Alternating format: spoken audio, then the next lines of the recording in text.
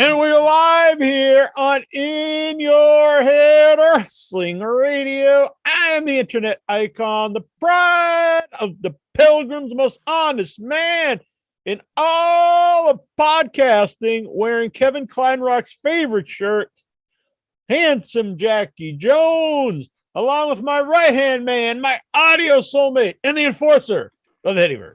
1 inch biceps, the power goat. I'm the man who tells you what to do, the boss baby, and just a handsome son of a. Hell yeah. I better not get into all that. But no, what if your mama's listening? No, I don't want to upset Mama Incher. But if you can hear it in my voice, gravy. I like steak and gravy. I noticed there was a can of gravy for like the biscuits and gravy. Biscuits and gravy. Oh, man. I was like, I kind of want to eat that, but I can't. Just drink it. Just pop it open. No, have like a breakfast, but I'm sure that's horrible for you. Anything gravy is horrible for you. It's grease. Basically. I didn't look at the calories. I'm kind of curious what the calorie count would be on it, but probably pretty high. And it's probably, and it's, if you look at the serving, it's probably like for like 2 tablespoons. Yeah. It's funny how they do that. It's like, so you gotta be like, it's like, most people just go pour it all over. A sidebar here. I used to eat a lot of, I still eat a lot of pickles, but if you get like the convenience store pickles where they'll have one big pickle, and a thing. And for some reason, all pickles have salt and stuff, but they have their sodium's just through the roof. Yeah. And like, so you look at it and I'm like, oh man, it's almost like 50% of my sodium for the day. But then if you look, it says there's 7 servings in this one pickle. Like who would cut up a pickle into 7 pieces, one pickle? Yeah. So it's like, there's enough like salt in this one pickle for 3.5 days. Dang. No calories, but it's like, Yeah, pickles are 0 calories. Like, I know this stuff probably has a lot of sodium in it. I think that's all it is, basically. Yeah, 85 grams. Milligrams. 85 milligrams. This is 0. 0 calories, 0 fat, 0 sodium, 0 carbs, 0 sugar, 0 protein. Dean M in the chat room. He wants dragon fruit unsweetened. Oh. Dragon fruit lemonade. Ooh, it must be hard to get it away from the dragon. It's true.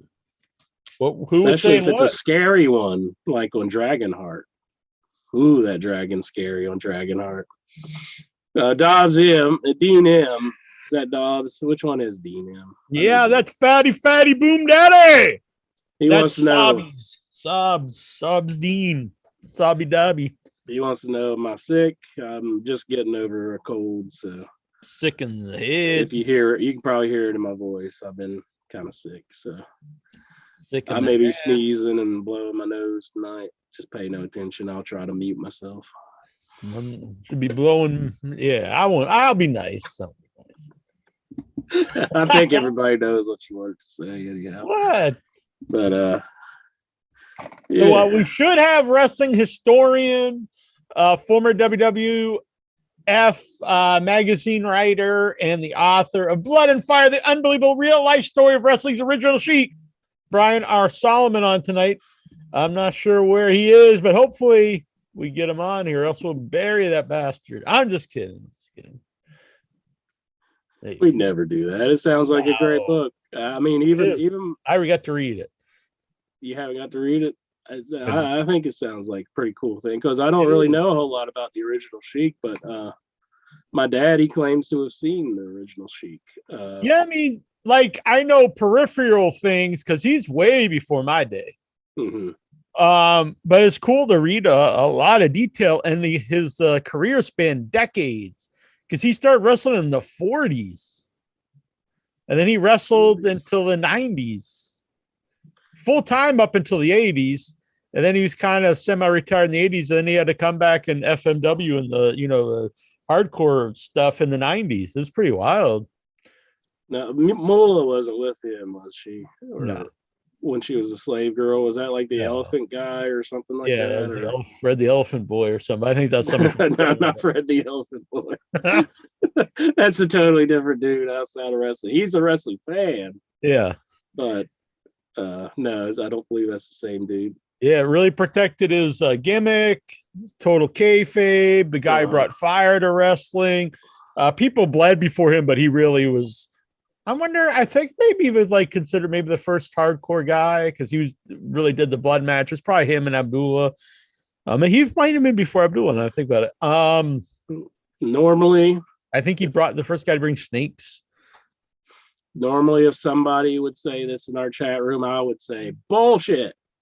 But this is our very own Raw reporter, and he is an elder statesman of In Your Head. Stephen Boudelaire from Toronto. He says, I used to watch the Sheik a lot on Maple Leaf Wrestling here in Toronto. Damn, he's fucking old as fuck. Yeah, he's pretty old. He remembers when they discovered fire. I don't even mean in wrestling.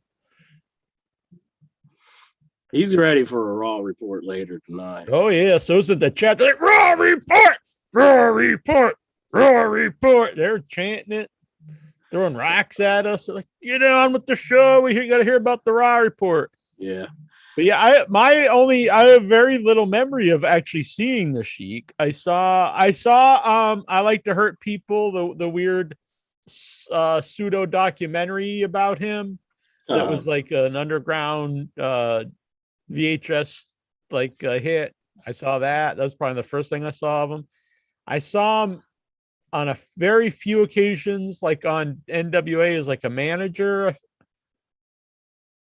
I know he was with Sabu once. I think he was with somebody else. I could be wrong, but I think he was on a couple times like that. And then I remember because I was doing like not tape trading. I wasn't trading tapes. I was just buying, the deathmatch tapes. And I remember seeing him on that when he gets lit on fire. And I probably saw him on his appearance in the ECW, but definitely way before my day. But very the pictures are very cool, and it's weird. This goes a lot in the book. We'll talk about it, Brian, if he comes on. And it's kind of sad to think that the Iron Sheik, they basically took the guy's gimmick. It wasn't nearly to that level, like he wasn't doing the blood and the fire and stuff. But when people say the wrestling Sheik now, that's who they think of, the Iron Sheik. Yeah, I know. They had to start using the original Sheik. That's a shame, isn't it? That he had to start using the original Sheik. Mm-hmm. A lot of interesting stuff. Obviously, the uncle of Sabu, where Sabu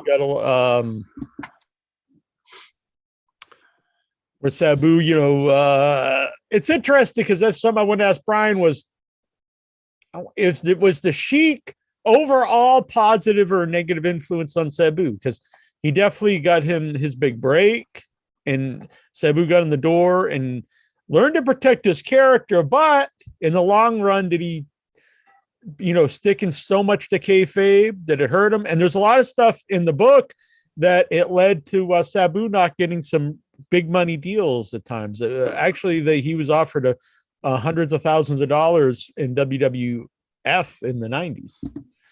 But Joe Nathan here in our chat room, he wants to know what kind of scam is this. He's expecting Brian's thought, but we are planning and anxiously awaiting his call. I can't help it, man. I can't make the man show up. They set this up. He ain't here. Hopefully he gets on. I don't know. So, Inchman, did you watch the Battle of the Belts? Jack, I watched the Battle of the Belts. I just want to say to you and everybody who's listening to me, it was a fine show for the wrestling matches, but it pretty much was nothing happening. There was no title changes. Yeah, there was. The very first match was a title change. Which one was Sammy Guevara won the TV championship. Oh yeah, he did, didn't he? Okay, I take it back. I'm remembering it wrong. But he beat Scorpion Sky for the belt. Okay. I don't know what I'm talking about then. Yeah, and we got to see the Ring of Honor Championship defended on TV, which I thought was really good. I like that. I like seeing that. I do want to critique Dalton Castle and his ring attire nowadays. I understand he's injuries. I know he has a back injury, But can he do like the whole singlet thing? I mean, like the shorts that come up Possibly. too high, that's not really working for him. I kind of like it. I think it's so unusual. But I have to say this It is about very Dalton unusual. Castle. A lot of people, you think of him because of he's flamboyant and he's charismatic and stuff like that. But that guy can really go in the ring. And he's also deceptively strong. He does a lot of really cool suplexes and throws, and they're all done out of like pure physical strength. Yeah. I'm a big fan, and I would like to see more of him. Most definitely. And I do have a prediction later on what Tony Khan's announcement will be tomorrow. But I think I know what it is. Gresham is growing on me. The first time I saw him, I thought he's very bland, and he's still not necessarily charismatic. Great in ring, very fun to watch. I would drop the octopus stuff. It doesn't match him at all. You don't like the mask? I like it if it was like a guy in like an Evil Uno kind of guy or something like that, but it doesn't match Gresham because he's a very straightforward wrestler. So wearing this weird, creepy mask doesn't go with him. See what you say there. Yeah. And this Indian dude's not working. Well, he made his debut on was it the show before it was on Wednesday on Dynamite. Was it on Dynamite? Okay. It was on the Overrun, which everyone was tuning in to see. See, I am surprised about things that AEW's doing because it is very WWE like, and that move was a very WWE feeling move. And the twin magic thing they did with the twins, I thought, oh my God, are they actually doing this spot in AEW?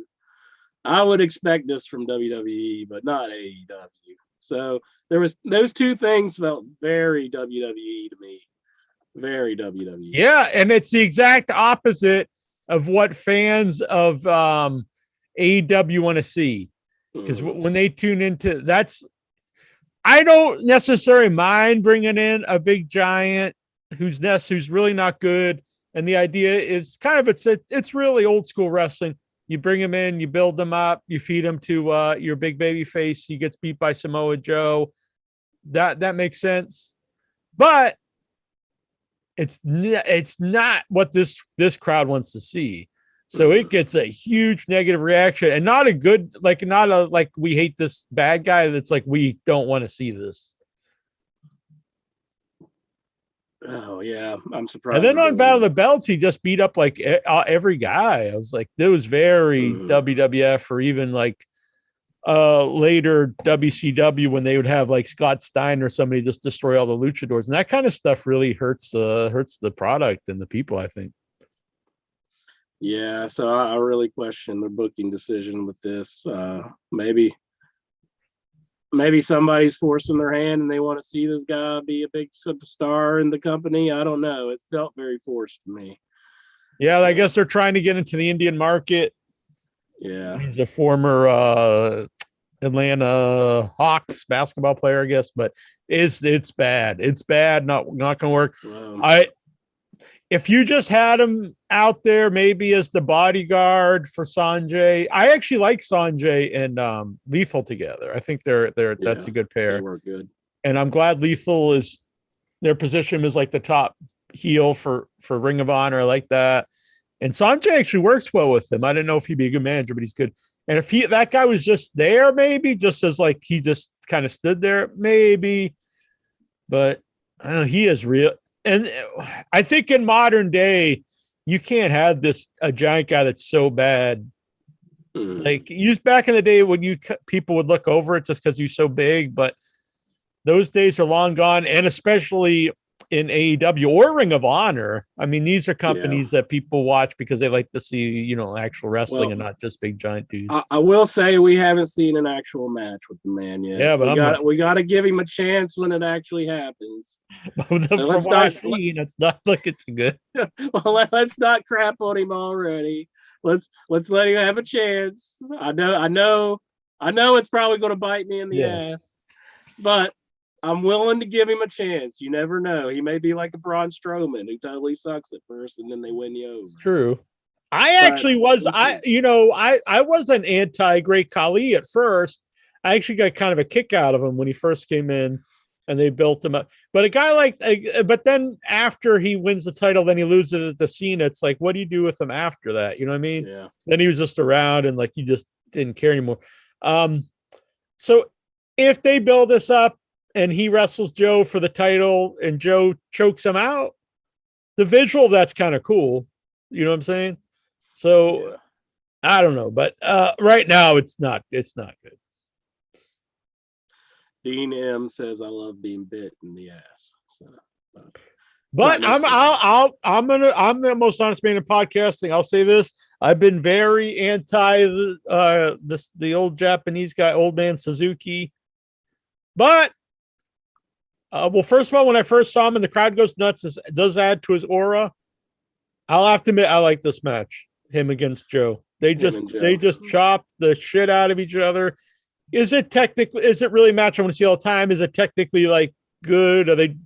I mean, he's clearly not athletic, but it was a great spectacle, and the crowd was so into it. It added a lot to it, and I think it was a dream match for a lot of people, and it really put Samoa Joe over. You know, this is a big guy for him to win the Ring of Honor TV belt from. I thought it was great. The overrun they could have done without, but Joe beating him for the title, I thought was really well done. I was watching that match and I was thinking in my head how you would react to this. I could see kind of getting drawn in just by the crowd's response. Yep, that adds a lot. I also thought like you wouldn't just like the constant slaps, but well, they weren't those real fake slaps that he remember those real. I hate those when they do the super fast and it's. But they were really just chopping the shit out of each other. Now, does it make much sense when he's like going to give him a pile drive or something? He just says, no, let's keep slapping each other. Not really. Yeah. But I'm sorry, Stellar Steve. I don't think you can even argue that he's not athletic. The man's almost 60 and he can barely move. He can't move it. He can't even move his neck. He's like this almost like a statue that he's like a He-Man figure that you can only move like this a little bit. Like he's not athletic. I don't think you can argue that. I don't think that's my opinion. I think it's just fact. He's not an athletic guy at this point. Stellar Steven is saying he is the MMA founder. That's nice. But that was what, 30 years ago or 20 something years ago? The man's almost 60 and he can barely move. He just is. That's not my opinion. That's just fact. What if he beats the shit out of you? What would you do about that? I didn't say he's not tough, but he's not a You're sitting there with your Orange Cassidy outfit on and you got your thumbs up and Suzuki gets a hold of you. What are you going to do, Jones? He's not athletic. He isn't. He's a beaten down old man. I mean, that's the way it is. And they didn't have an athletic match. You didn't see Joe flying around. They stood there and chopped each other. Yeah. Did he take one bump? I don't think the man can take. I think you're starting to not like it now. I don't really ever want to see him again. I'll be honest, but I like the match. I don't ever want to see him again, but I like this match. Yeah, I mean, come on. Honestly, would you call this an athletic guy? I think Suzuki's going in dry on you. He's making you love him. No. He's forcing you to love him, Jack. I'm not gonna lie and say he's like this master athlete. He's a broken down guy, can't barely move. Okay. I like Suzuki. It's not about like him or not. It's the fact that he's not an athletic man at this point in his career. No, I mean, he's had matches where he does do more physical stuff, and this was a couple years ago. I don't think he could physically take bumps and stuff, or even really move around. I'd say he probably can. He probably could take some bumps. I mean, he probably tries to. I know, but he might not be able to get up. I don't think he could physically just stand up. I think he'd be like a turtle. He'd just be like.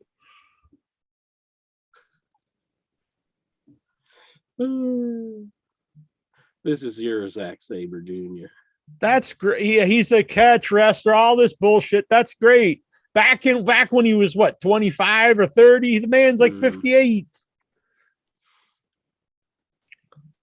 Anyways, No, these are outright lies. Lexar says Jack thinks all Japanese guys are. No, it's got nothing to do with him being Japanese. The man's old and beaten down and broken down, and he can barely fucking move.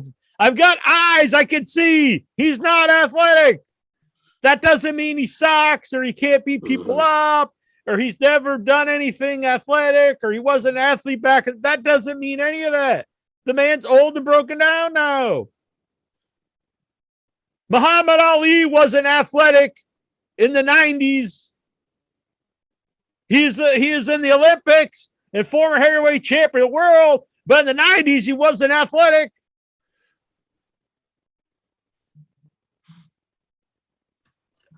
Jaggy Jones, are you pumped up to see the Butcher taking on Wardlow? I'm sure the match will be fine. I actually like Butcher. But like you can't, I mean, the guy's not been like a top dude, and that's fine. I mean, not everyone's going to be, but you can't be like 1 week we push him as like a big monster, and all of a sudden it's like, oh man, I wonder if he'll beat Wardlow. I don't understand this pose that he does where he's like, or however he does it. He's like, he like, I don't know what he does, but it's not a very good wrestling pose. I think he needs to think of something else. He needs to go back to the drawing board. Now, the big topic of the week, Jack. I know you're probably not going to have that much of a problem with it. What's that? I didn't necessarily like it, but it doesn't make me hate the program or anything. Was the crown of barbed wire going through the table in the Adam Cole, Adam Page match? Or yeah, I couldn't care less. I think people are making this. I saw this on Facebook and I was like, oh wow, what the hell they do? So I watched it and I was like, oh, there was no connection at all. They didn't make it anything about East. They didn't say anything religious. Nothing. They didn't bring up anything, but it was on Good Friday. Who gives a fuck? They taped it on Wednesday.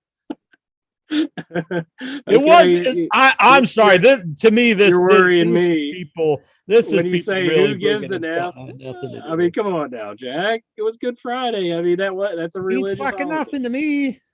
I don't honestly, even besides my personal belief on the day, these are people really stretching. And then like Vince Russo's calling it a crucifixion angle. Did Jesus get pile driven through a table for our sin? But and Russo did an actual crucifixion angle. The crown of thorns is a well-known thing. Yeah, but it wasn't thorns, it was barbed wire, and they put barbed wire on his head. And he didn't sit there going, oh, with the barbed wire. It was just for one spot, a pile driver, which we've seen hundreds of times. I could be tolerant for people doing things like this. I mean, hence this show. And I'm always sacrificing myself and putting a crown of. Well, not that, but other things. But anyway, I could say that it doesn't bother me that much. I will be tolerant of it. I think it's asking for trouble. If this would get back to like a network executive, that there's some bad publicity of wrestlers doing things. Maybe just the barbed wire if they have a problem with, but they do a lot of blood. No, there was religious theme mixed in with that. I think that's a huge stretch to say it's I don't think it's a huge. There was no religious connections on the show. A crown of barbed wire and a crown of thorns. It's on the day that Jesus was crucified. He wasn't actually. It was Good Friday. Is that the day of Easter's when he rises? So, but he wasn't like laying there, like laying out or nothing. He took a pile driver. I mean, it is. I've seen actual crucifixion angles in wrestling. Yes, I've seen that too, and I didn't like those either. Which I did mention it even a couple of weeks ago. But I seen the ECW one on tape. But that one was clear that they were what they were going for. I did watch the WWF one when it was live, when they had a Stephanie. Yeah, and Russo, like he's going on saying that was okay, and Austin 316's not religious, but saying that this is like blasphemy and a crucifixion angle, and that Tony Khan is anti-God and all this stuff. Well, I thought Adam Page is kind of a religious guy, isn't he? Like that's what I thought I heard. I could see him thinking it was like a tribute in a sense. I don't think it was right for him to do it like that, but But a pile driver.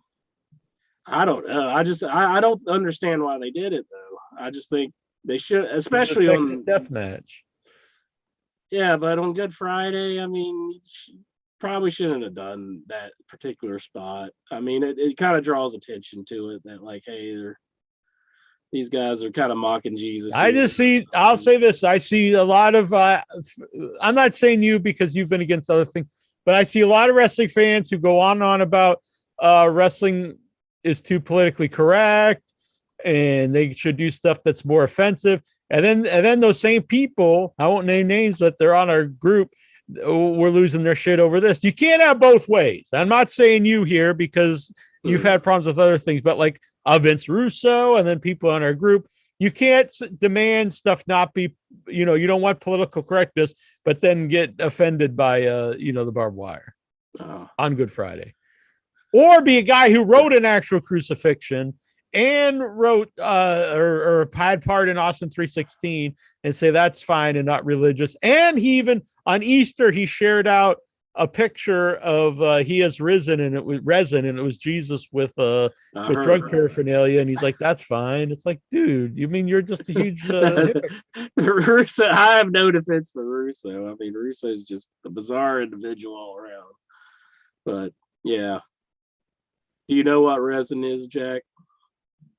Isn't the leftover like stuff that's it's like see, I know this, but it's like the leftover stuff that's like in a bong, I think. Yeah. And you scrape it out, and it's like just basically a tar ball. Yeah, it doesn't sound like smoked weed, and then you smoke that. So it sounds just disgusting, but anyways, yeah, I have no defense for Russo either because Russo is just a bizarre individual. But I just don't think they should have done it because I think it could get them in hot water with the executives. And I just don't want AEW to be, in any hot water. I don't want them to get in trouble. So I think they should have. Vic Trivoni's a God-fearing man. He said I was more offended by what Vince Russo tweeted than the spot on the match. Okay. Okay, I understand, but I didn't. I mean, it doesn't bother me. Interest sounds like an expert on resin. What's he up to? Well, I know what it is just because I have a lot of friends who smoke weed. So, friends. Don't you remember the whole story about me having to stand out in the cold while they smogged the car and everything else? And it wasn't like they were quick about it either. They had no problems letting me stand outside of the fucking car for like close to 2 hours. I thought you were in the car. Sometimes I was in the car, but like the smogging was like they had to roll the windows up and try to get as much smoke into the car as possible. I'm like, oh my God. It's like, can I just fucking ride the bus? Please. This doesn't need to be my ride to school. They were not quick about it. They didn't seem to care that I was standing out in the cold. So Stellar Stevens says, hi, friends in low places.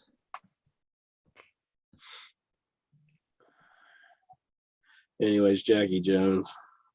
There was something really good on AEW. That Samoa Joe match was good. What am I lying about? What's with this guy, DM? What am I lying about? I'm not lying about anything I just said. If he's lying, he's dying. What does that saying mean? I don't know.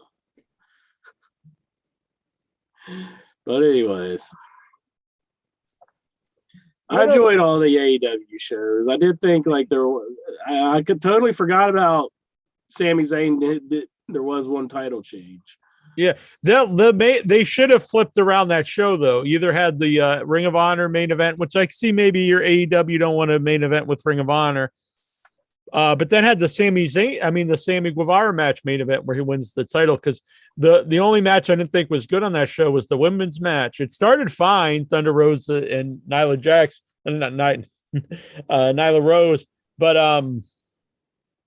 Nyla Rose, like, she just can't be in long matches. She got blown up like just a few minutes in, and then the match just totally fell apart. I felt bad for Thunder Rosa because Yeah. I thought she looked dangerous because she was so just so out of it. Like Nyla Rose, she could have really hurt her. I don't know Yeah, why they gave this wasn't a match. very It good was the outcome. longest match of the three. I don't know why. Yeah. I guess they expected better, but didn't really I don't turn know why out that so would well. main evented anyway. And it's not because they're women. I think That was I'm fine with the women main eventing, but if it would be a more marquee match, like if Britt Baker and Thunder Rosa or something, but this didn't seem like a big deal. yeah, it wasn't a very good one, and I was glad to see her retain Oh, Thunder me Rosa too. because I I'm thought a it would have fan of been way Thunder too Rosa. soon for her to lose the title. Yeah, I like And her. I did think like maybe they might have had Nyla Rose win, but that was not the case. The hell's the matter with our chat room? People in our What? chat, they said Intra rides the cheese bus to school. What the hell's a cheese bus? I don't know what that means. What's I a cheese have no idea what a bus? cheese bus means. That's Lexar though. Maybe that's something that he rode to school. I don't know. What What the hell's a cheese bus, Lexar? then Anyways, Dobbs says you can see the bong pipe in the corner of your room. Is it there's hidden no behind Mario? there's no bong pipe up there. It's like right there. That's like a Castlevania picture. You can't really see it very well. Behind Mario is like a Duo R, PC Engine Duo R. Who? It's a Japanese console.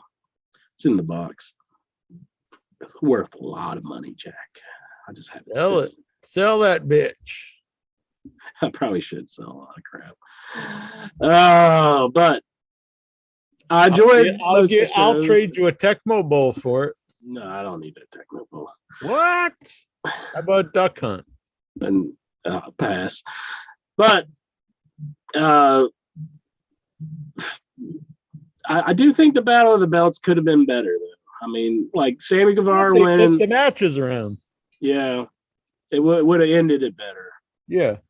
Because I think the other two matches are very good, but it didn't. It ended on a low note, which honestly, you can have a really good show that ends on a bad note and it takes away from the whole show, or you could have kind of a mediocre show that ends on something really good and it makes you think the whole show is a lot better. You know what I mean? If it would have had more Matt Taven, it probably would have been good. Fuck Matt Taven.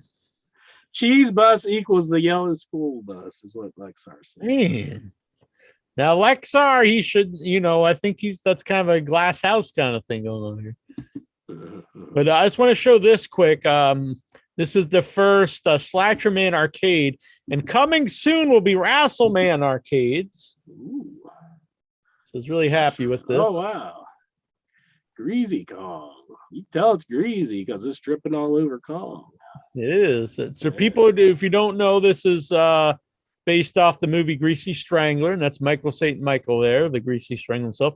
And there's a lot of in jokes if you're a Greasy Strangler fan, even this high scores the year the movie came out.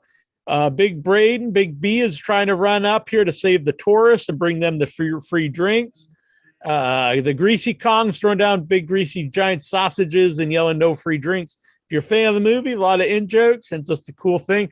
But coming soon is going to be Wrestleman ones, and we're going to have an in your head one with the Power Goat and the Internet Icon. Because when I first went to start the T Public Wrestleman in your head page, they banned me and said that I was stealing. I stole like the logos and stuff of In Your Head, and I was like, I am In Your Head. And so anyway, this was 2 months ago, and I had to send PSDs like showing that I created the logos and all this stuff. And so anyway, yesterday they finally came through after 2 months and lifted the ban. So now the T Public In Your Head tea shop will open where you can buy In Your Head tees and masks and buttons. And well, maybe they cracked down on that wrestling promotion that was using our logo. Maybe they were trying to make shirts and they're like, you can't do that. So maybe they thought you're the same dude. Maybe just a thought. Yeah. All right. So should we They were take doing their job. Yeah, I don't know about Brian here. I'm thinking a no-show. So either that or maybe I don't know what time zone he's in. Maybe Maybe he's an hour the behind. times are different. So hopefully we He can get him. it'd be bad news if he interrupts the Raw report. I mean, well, we can just pause it and bring it back. I think Steven would throw a fit. So yeah, I mean he's I think he's in New York, Solomon. So he's the same. So I don't know what the time's going on here. us. Yeah. So what do you say? We just get Steven on, do the Raw report. Let's get some Zoomers. Yeah. I want some Zoomers. Who's zooming who? Who's zooming who here on In Your Head? We got the cheese bus outside. It's not a bus known as cheese. Cheese Bus Express. Mm-hmm. All right, let's do it up. Steven, get on the Zoom, call in. If Brian ends up coming on, we can, we'll just go to break. We'll have to put you on pause. Yeah. Steven, zoom in, boys. Zoom in. Or anyone can zoom in. We'll see what happens. Mm-hmm. But, I think I watched all of Monday Night Raw. Oh, well, yeah, you can talk with that with Stevie. Yeah, I didn't hate the show. Maybe I can tell my prediction while we're waiting for some Zoomers. All right, I do have a prediction. What's that? My prediction is that Tony Khan is going to come on to AEW tomorrow, and his announcement is going to be a streaming service with Ring of Honor Wrestling. And the reason I'm thinking this, along with probably some AEW, the reason I'm thinking this is because when I was setting up for my recordings of the Ring of Honor Wrestling this week, there were no Ring of Honor wrestling listings on my television. So Ring of Honor is not on the St. Clair networks currently. I think last week was their last week. From what it looks like, based off of what I've seen, because there's normally multiple Ring of Honor airings at the end of the week here, and I didn't see anything. So Ring of Honor is off. I think he's going to announce a streaming service with Ring of Honor and probably AEW shows as well. Yeah, I mean that's been rumored that would be the streaming thing, which would be good. So I mean, what else would he have if they don't have the St. Clair showing their TV shows? And all they've been showing the last few weeks is just recap shows, like old wrestling matches. I think I seen like Jay Briscoe taking on Jay Lethal last week, and matches like that. And even like the empty arena stuff, which who wants to show that shit? I mean, do we ever need to see empty arena wrestling again? No. No.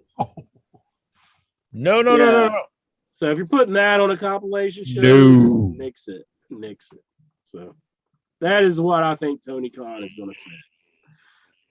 Toronto Stevie, hello. To see your face.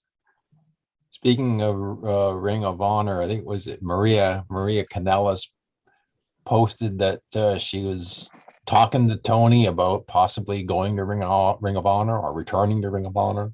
One thing about her I have to bring up is great ass. Yes. I second that. That's not how you say it, though. You got to say it like Al Pacino. Oh, no, he says big ass. It's like, she's got a big ass. Mike Bessler says, guys, I messaged Brian, haven't heard back. I told him great things about In Your Head, so I lied for you guys. Well, thank you. And about the In Your Head community, he didn't say that. Brian just joking. And he's excited. I'm guessing something important came up. He's a terrific guy and a great writer. So, yeah, well, I'm sure things will work out. Mighty Lexar. Mighty Lexar. Didn't Al Pacino just confirm that he was on cocaine all through Heat? Like, what? He was snorting coke through Heat. I think he said something like that. Oh. While he was filming Heat. I think Lexar was a big coke fiend back in the day. Oh my. I was pressured to taking cocaine when I was in high school, though. I didn't want to. Really? I Oh, can't no. picture that actually. Did you do it? Snorted off like a stripper's ass. Oh, it's just like this girl tried to like get me to like smoke cocaine and try to like. Smoke cocaine? Was it crack? Well, you can put it in like weed, I think, and smoke it too. I think. Like Smoking it's the laced rock? in weed. Was it crack cocaine? I avoided it completely, but then I Just kind of stay wish there. I did it. Why? I don't know, just to feel. Just have the Just to- story. Just be Yeah. a part. And that's called peer pressure, Lexar, and I'm proud of you for resisting FOMO. fear of FOMO. missing out. Don't worry about it, Lexar. You didn't miss nothing. You made the right decision that night. And don't you ever question yourself for doing that. Toronto Stevie would tell you the same. There See? we go. I bet Stevie was Steven. I know he was like a big alcohol guy, big booze hound. Steven, you weren't a booze hound, were you? Yes, I was a really irresponsible teenager. And, Oh, I actually stopped drinking, or at least slowed down by the time I actually became legally allowed to drink. And so I don't drink at all it just anymore. wasn't a thrill anymore. It wasn't. No, it wasn't. Huh. See, he likes doing things he's not supposed to do, I guess. He likes breaking the law. Breaking the law. Breaking the law. Yeah, you'd be calling the cops. You'd be like, I got this guy, he's drinking a Budweiser. You're and then right. this other buddy, he's walking down, he's crossing a train track. Please come and help. I'm very afraid. I know you guys didn't do nothing about my friend that was walking on the train tracks the other week, but I know you're going to do something now. Steven in Toronto, he's drinking underage. He needs to stop. Of course, I'd have to have a time machine to call that one in. So I don't have a time machine. Well, how far would I have to go back? Like when Ugg was riding the dinosaur and all that? Oh, the mid 80s, Mid 80s. early to mid 80s. Yeah. Okay. I could stop in and see what dumb thing I was doing at the time. Look at this guy. He's so proud of himself. You know, he's out and he's like, I gotta stop and snap a photo right in front of here. See, look, that's guilt right there. That Guilt? photo should be titled as guilt because the sign's right behind him. He knows it's posted. Keep off the tracks. He knows he shouldn't be doing it, and he continuously does it. What the hell? Where am Lock I? it up, officers. Oh my goodness. Oh no. I think you want to stay away from that place. I don't know. I think me and Lexar might want to go in.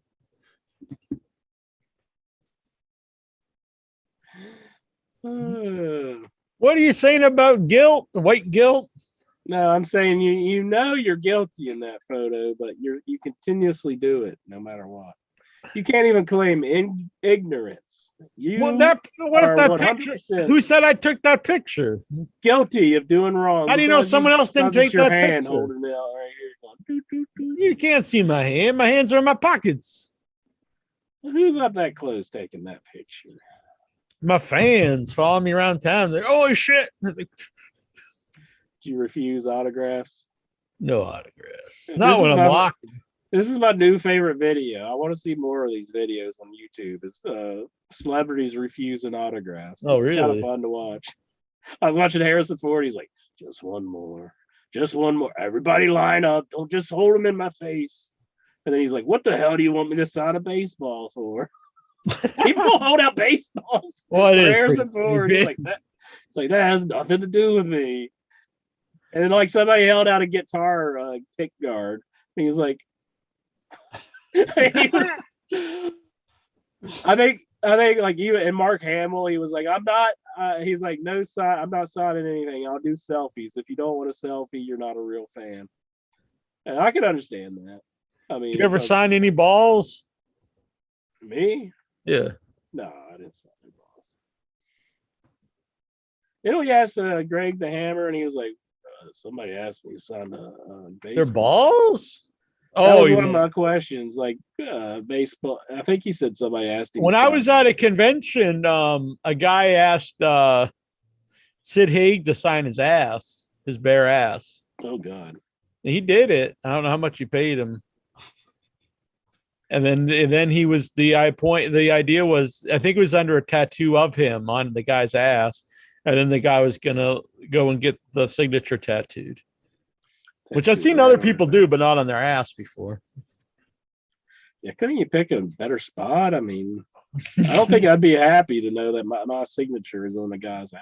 Yeah, but it's like, I guess $100. I don't know how much. I don't know. I think he only charged $10 for his autograph, and maybe more for the ass. I don't know. Well, he probably just thought it was funny, I guess. I don't know. How many people see this man's ass? I don't know what the guy does. Maybe a lot of people see his ass. I don't know. Yeah, maybe he's a Chippendale or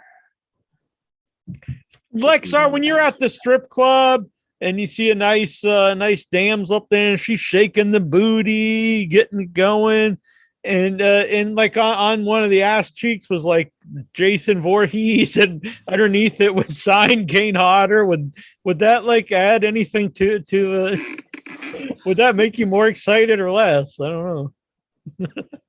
No, she just like tattoos. I see like dozens of strippers with tattoos on their bodies. Yeah. Like the last time I went, there was this girl with tons of tattoos all over her body, all over her arm, her abdominal area, her legs, her right legs, and most of it is like I think one of the tattoos is related to her grandma or something. I'm not. That's hot. You're like, hell yeah, let me see that grandma tattoo. It's just It really turns me on. family and some other type of things. I'm not sure what it is. Show me that Anna tattoo. You never saw any butt tattoos, Lexar? Oh yeah, there was one with a butt tattoo that's like on both her ass cheeks. Yeah, like one like side it said Jack, the other side it said Incher. Yeah. No, just swans on her ass. Swans. Wow. That's very weird. Old swan ass. the songman's probably wondering what he got himself into. And I smacked those swans. Whoa! Smacked those swans. Yeah, I bet you put your face between those swans. Ooh, yeah. But don't do it on Good Friday. Inch will not approve. Yeah, I didn't go to the What's strip that club. got to do with anything?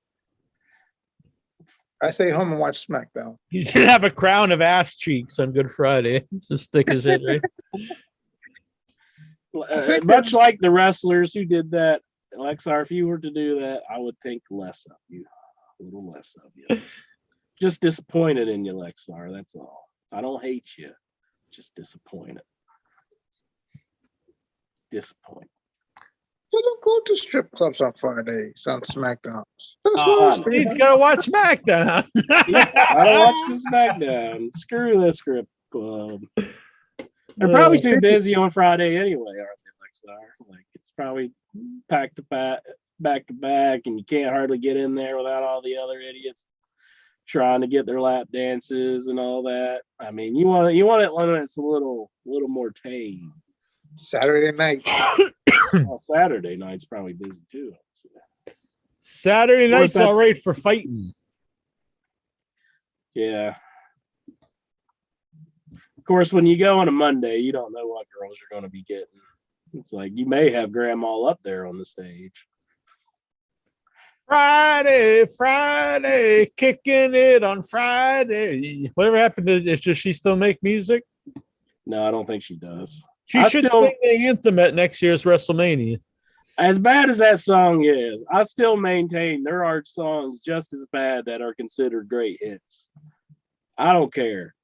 The Nookie from Limp Bizkit, that is a mindlessly dumb song. I think it's on the same level. For the Nookie. You can I take did it the all for the nookie so I could get the cookie and stick it in your ear or your ass. stick it in your yeah. That That song is just kind of dumb. that's like lyrical genius. I think. No, it is not. That is like one of the. So if that song is being panned, then the nookie should be panned too because it's just it's on the same level if you ask me. All right. Enough of this bullshit. Lexar, what's on your mind in the world of wrestling? Like I said, I watched SmackDown last Friday, and you Smack couldn't that believe- ass. Yes, smack that ass down. You wouldn't believe the new Backstage correspondent. And he is none other than your homeboy, Drew Gulak. Hell yeah, Drew Gulax. Love it, Trevor Goulash. I'll be honest, so he actually there. Who was he with? I actually thought he was pretty entertaining for a little bit. Daniel Bryan, maybe. Was he Daniel Bryan? I think he was with Enzo for a little bit too. Maybe. Was he with Enzo? He was with somebody. I thought he was pretty entertaining as like a character. So all right, I'm behind this. I'm not mad at this. Well, I don't know if they're going to continue with it though, because I seen the whole thing unfold. And Charlotte brought him into the ring for an interview, and she was like, "You're not worthy enough to interview me," and she like started beating up on him. So, oh man, he turned his back to her, and she did like one of those. I'm against this idea. I read somewhere that there's like talks to have Charlotte wrestle men. I'm not for this idea. Mm-hmm. Yeah, it's kind of a Tessa Blanchard thing. I wasn't crazy about it when they did it in Impact with Tessa Blanchard. Yeah, I just don't like it. I think it's a no-win situation. Mm-hmm. Like you kind of bury the guy that they wrestle, and to me, it's just kind of weird watching like the man like beating up the woman. I don't know. There's no real good. There's nothing really good about it, in my opinion. I did enjoy. I know I said it in the past, and I did enjoy the Sami Zayn Tessa Blanchard match, but it was kind of strange watching. Sami Zayn, not Sami Zayn. Sami Callahan. Yeah. Fuck that guy. Yeah, not Sami Zayn. Sorry. It's all right. You don't like him still because he ripped your poster up. Yeah, we ripped up a Sabu autograph poster my brother had. That's pretty messed up. That's pretty fucked up. If you walked in and just ripped up your pinball machine, you wouldn't be too happy, would you? Fucking sue him, I guess. Like you destroyed my property, Sami Callahan. I'm going to have to take you to court now. Take him to People's Court. How did the guy? What's his name? The comedian there who hosts Family Feud. How does he become a judge? Just because you're on TV, you can be a judge? I don't think it matters anymore. They just want an entertaining show. I mean, even People's Court, I think they pay both of them anyhow. Yeah, I understand that, but he's still like there was still like an actual judge, yo. It wasn't just some guy. How's Brian Knobs a judge? I mean, well, that was like a fake show. Well, it's a fake show then. I mean, I don't know. It doesn't matter. You don't need a real judge. They could have insurance court. I mean, what the hell? I've been wanting to do wrestling. How about Undertaker court? Like he could be a judge now. Really? Wouldn't that be good? You make him like drink and stuff. He's like, you gotta buy me a case of beers. He's just drunk all the time. Just everyone who just has to buy him like JBL's a judge. Yeah, JBL's the plaintiff. That would be good. He'd be like, tell him, Tank. make him buy you some beer. I'm a tough guy, even though I got beat up by Joey Styles. Songman, what's on the Songman's mind? Well, there's nothing too much I can get into wrestling, but unfortunately, I'm just kind of disappointed after what was news, I believe, 48 hours ago. Like, we once again that has a name that's been has had forever, and I don't remember the names exactly, but Kaylee Ray has now been changed to a whoever right now. Maybe Steven will know this one. Kaylee Ray. Yep. Did you see her name get changed? I don't know. I don't really watch Fire. much. I think she's Gunther now. Fire. Stellar Steve was saying fire. Rayleigh Something Kane. Fire. She's one of the Nitro girls. No. What I thought was it? she was- I didn't hear it because too many people were talking. What was it? Well, Vic Schiavone's on, so I think we can save this for the Raw report. Vic is just like he's like jumping the gun here. He wants the Oh. Raw report right now. Not yet. Not Well, we yet. know what's on his mind. Let me just ask Jonathan Jackson, and then we'll get to the Raw report. Jonathan, J. Hey, hey, Hey, yeah. What's on your mind? Is he asleep? No, he's the like Raw he's got report's his. on my mind. Yeah, no, I don't got any thoughts. Okay, Um, okay. If you call this a bitch shade when I put this one up, Jack, what do you call Jonathan Jackson? What are you He's- talking about? He's not even there. That is me.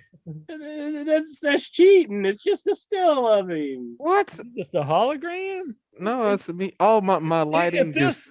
That's Too low. fake Jackson. Now, Fake Jackson. You can actually get like tickets to see like Whitney Houston hologram concert. like, Those this is got to be actual heavily thing. discounted, don't they? I mean, when you're 6 feet under and you're doing a concert, that's got to be pretty cheap. Yeah, but it's a hologram. So it's not like so what I'm saying is the future of In Your Head, we're gonna get like fucking Luthez on the show, Uh huh. Ed Paul Farmer Bearer. Burns. I seen you can go see a Dio. We'll get Chris hologram. Benoit. We'll ask him if he really killed her. The hits will be through the roof. Abraham Lincoln. Yes. Well, Oh yeah. We need to work this. maybe we could get him back. Can you buy a hologram machine? Can I have like one over here in my Oh, room sure. and just have Yeah. like standing? We'll gotta ask get some In Your questions. Head scientist, let us know. Yeah. He helped us out before when we found out who my child was. Hologram. Jackson's real. I think. Who would be the top guest to get on? Socrates. Who? Macho Man Randy Savage. That's a good one. Eddie Nicholas Guerrero. Tiger Ali Singh? Eddie Guerrero. Eddie, that's a good one.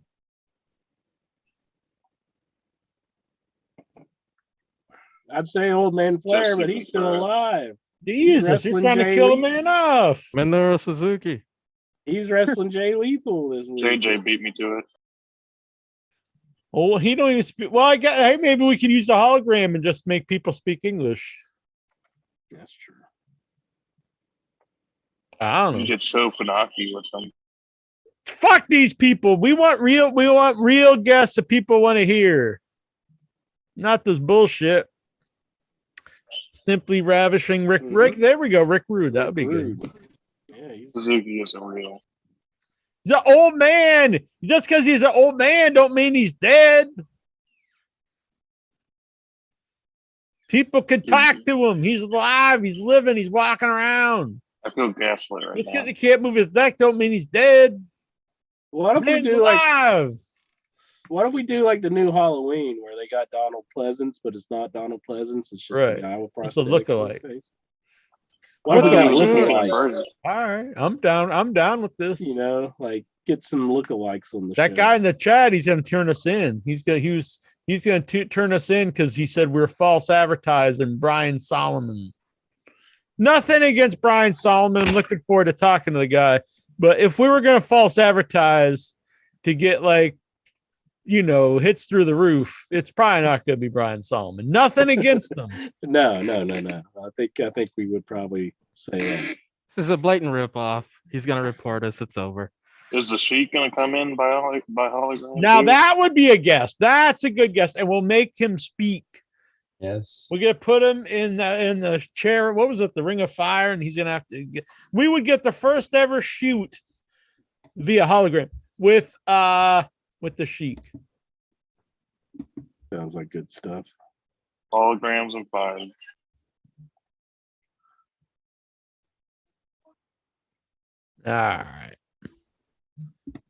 All right. So now it's time for the world. Well, Stellar Steven, did he have We something? didn't. Yeah, I don't think we got the Stellar Steve. I went to an independent show Saturday and helped out. Did ring crew and security. It's pretty fun. My area. Your security? Saw Connor, saw Tom Latimer, Camille, Red Titus, Josh Woods. Red Titus? Yeah. I know Red Titus. Red Titus. We got a picture with him, Jackie Jones. You remember that? With what? Red Titus? Yeah. Red Titus. He He's had gonna a be on big the show, water but bottle. fucking no showed. He no-showed us? What? Hell. That fucker. Yeah, that was right after he won the ROH title. That's why I don't set up a lot of wrestling guests, because it happens almost basically 100% of the time. Oh, we need to start publicly shaming him again. Yeah, even Brian Solomon, he don't The show up. list of Jackie Jones. I'd be mad if I read this whole book last night, but I actually like the book, so it's all right. I might Take get that the for what Kindle. you will, right there. It was good. I liked it. There's something very funny in it, but I'm gonna save it. Hopefully, he comes on. Butler, the Raw Report. A raw report. Raw report. It's what we're all here for. Stephen Butler doing the Raw report. Yeah. So before we get to the raw report, it says here on Wiki that Kaylee Ray's new name is Alba Fire. Ooh, Alba Fire. That's what it says here. Fire. F-Y-R-E. I knew it was fire. Fire. Yeah. Fire. Casey Catanzaro's was even stupider. I can't remember what Donna it was. Chance. What was it? I don't even know who the name is. Katana Donna Chance. Chance, he said. Donna Chance. Yeah, Katana Chance. Yeah, Katana like Chance. Ninja. Yeah. Come on, baby, like my fire. With your At katana least chance. Better than almost. They're just throwing like names like at a wall and seeing which ones stick at this point. Is almost Like a even a game of name? darts. Like, Yeah. is anybody? And then Theory. I'm Theory. Oh, hypothesis. I think Okay. it's probably Dolph Ziggler's turn. Turn his name to Fiddler. Until What wrestler are you? I'm Theory. What? That ain't a wrestling name. Theory. And his theme song is still A-Town Down. And it's like, what does A-Town have to do with any I even goddamn noticed thing his now? trunks because I saw, when he finally. I won't spoil the Raw report, but I saw a picture of what happened on Raw, and he still has AT on his tights. Yeah. So Didn't they it's just? like, Why can't they make new tights for the man? It's for A-Town. but there's nothing to do with A-Town now. He's just Theory. He's from A-Town. He's just Is that Theory. how do you get to A Town by taking the A train? Maybe. That's probably where You're we're at. back. Boom. Unless the A stands for Amtrak. What? Amtrak theory? Check theory. Better than just theory, even that. All right. Theory's going to have a feud with Hypothesis. The Hypothesis is going to come. We'll in. get to hypothesis later on in the report. There we go. Are you rushing me, Steven? Is that what you're doing? Trying to get the Raw report? Yeah, he's tired of your ass. Oh, he slapped me. Look at him. Oh, I just heard from Mr. Bessler that Brian had a personal emergency and he's going to zoom in shortly. So I said he can if you'd like, or we can reschedule for next week. So I'm going to see what's best for Brian. If something came up, it's fine. If he just would do, if it's better for me, he can come on next week. Excellent. All right. But if he does come on, I don't want to, let everyone down, but we'll go on with the interview and then we'll pick up on the report. Yeah, he's going to call in a few minutes. All right. So we'll do the Raw report after. You guys good with that? Sounds good. Just don't let that one guy down or he'll report us. All right. You could start the Raw report and we'll interrupt it when Brian gets on the line. Reporting you Oh, to yeah. the Dream Police. special report. Well, just let me know then, because we'll start the Raw report. The Raw report begins with Seth Rollins coming out in a halfway decent outfit this week. I actually liked it. I thought that was an impressive. He actually looked good. He still acted like a goof, but he looked good in a nice suit. I really wasn't paying attention to his outfit. I was just thinking, this is just the worst character ever. No. I'm gonna say it too. Worse than Nikki Ash. This is the worst character ever. Him just coming out and laughing like an asshole. Get him off of the show. I don't want to see it anymore. Nikki's gear is very flattering, if you know what I mean. Whoa. Stellar Stevens all about some Nikki. I'm not seeing that on It's her. the cape for me. The cape. Yeah, think of the things you could do with that cape. She took me out with it. Well, speaking of Nikki Ash, we'll get to her later too. Just also when Brian comes on, I would if everyone could just hang up then afterwards. When he comes on would be helpful. I don't want to kick people out, but it'd be best if you just hung up. All right. Mm-hmm. Go on, Stevie. So out comes Cody Rhodes. Cody Rhodes comes out. Nice suit as well. Ugly tattoo on his neck still. That just does not matter. Does not look good. I'm surprised Buffalo seemed like they're cheering for him pretty good. But they're in Buffalo, New York this week. Yep. And Cody does the he makes Seth upset by playing to the crowd. And when they finally get around to talking, Seth, the long and short of it is Seth was saying that Cody had the advantage at WrestleMania when he was supposedly a surprise opponent. I guess Seth doesn't go on social media very much, but he wants to turn the tables on Cody tonight in the main event of the show by having Cody take on an opponent of his choosing. So they make that match. It'll be Cody Rhodes versus an opponent of Seth choosing. Say that 10 times fast.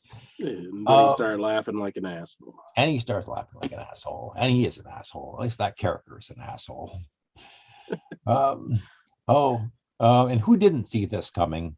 I know you don't like the name Boss and Glow, which is Naomi and Sasha Banks. It's just so lame. It's just like they just take like the two, like one's not even the one's nickname. It's like, come on, can't they think of something like a little better than Boss and Glow? Boss and Glow. Well, it sounds like something you used to to clean your floors or something. Yes, exactly. And when it was when she was with Bailey, they were Boss and Glow. Oh man, they get some Boss and Glow. The toilet really needs it. Oh man, make the bathtub shine. So they defend the tag team titles. When Sasha was with Bailey, they were known as Boss and Hug. Boss and Hug, yes. Yep. Boss and Hug. It's not good either. It's terrible. Did they really call him that, though? I don't remember ever calling him that. I didn't hear him refer to him by that name on Raw this week, but should have been Hug and Tug. Yeah. Hug and Tug. That's what I'm talking about. Boom. Bah! Michelle Carlos sounds like shampoo and conditioner together. The Boston Glow. I can see that. Mm-hmm. Just drop these titles. They're so dumb. They just form teams to win them, and then they split up as soon as they lose them. Speaking of, Boston Glow takes on Live for Brutality to defend the tag titles. Live for Brutality. Well, you won't have to hear that name very much longer there. Is this big? Where would you rank this amongst, like when the Rockers split up or the Mega Powers explode, when Live for Brutality have now broken up? Yeah, it's nowhere close to any of that, Jack. It's way above. Anyway, yeah. So the end. Rhea gets knocked off the ring. She gets Liv gets knocked off the ring apron, and Naomi and Sasha Banks, they hit that double team move, and Sasha hits with like that Chris Jericho move on Rhea Ripley and pins, and then was it Naomi who pinned Rhea? And they retained the tag titles. Rhea? I thought it was Liv that got pinned. Was it Rhea that got knocked off the ring apron? I think Rhea got. She blamed. Well, maybe it was Liv because she blamed Liv for not being there. I guess. So you're probably right. I thought it was Rhea who got pinned. Because afterwards, that's when the big breakup happens. They start arguing in the ring, and Liv Morgan, like a stupid baby face that she is, turns her back on Rhea Ripley, and Rhea just attacks her. And I was actually cheering Rhea Ripley there. I thought, yeah, beat her up. Yeah. I'm sorry. I'm sorry for Liv. I love you. I think you're beautiful, but I was cheering Rhea Ripley as she was. Oh no. Were they even together long enough to anyone care that they split up? What haven't long they've been together 2 weeks? Maybe 3 now. Maybe 3. Yeah. You can't put someone together for 3 weeks. Put them together, and then 3 weeks they split up. What the hell? It's the end of wrestling. It's like when you meet that kid with like the ADHD in school, and you're like, I could probably be friends with him, and then you're like 2 weeks later, you're like, I can't be friends with him. I thought you were gonna say that he turns his back and you beat him up. Like, stop having this ADHD. I could see Intro doing that. You're driving me insane. I could see Intro doing that. What? To get back on the cheese bus. I never heard that saying before. The cheese bus. I didn't know. Lexar made it up. It's slang for the school bus, and it's mostly used by the Black and brown community, and like in my neighborhood, and I'm sure in every other neighborhood in the country, and the urban. But aren't all school buses yellow? Yeah, that's what they labeled it, the cheese bus. But not all cheese buses are yellow. Yeah. Yeah, and sometimes the inside. I only would take the white American bus, the white American cheese bus. Oh. That's a bus reserved for prisoners that go to jail. You know a lot about buses. Hey, Jackson's really getting his workout in tonight. All right, I'm like old man Suzuki. I'm so athletic. All right, well, we got Brian on the line, so we're going to pause the Raw report, and I want to thank you guys. You can all zoom back in after, all right? Yeah. All right.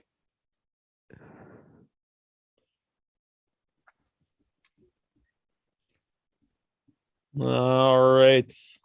Hello. Hi guys. Sorry about that. All right. No problem. No problem. It's good to meet you.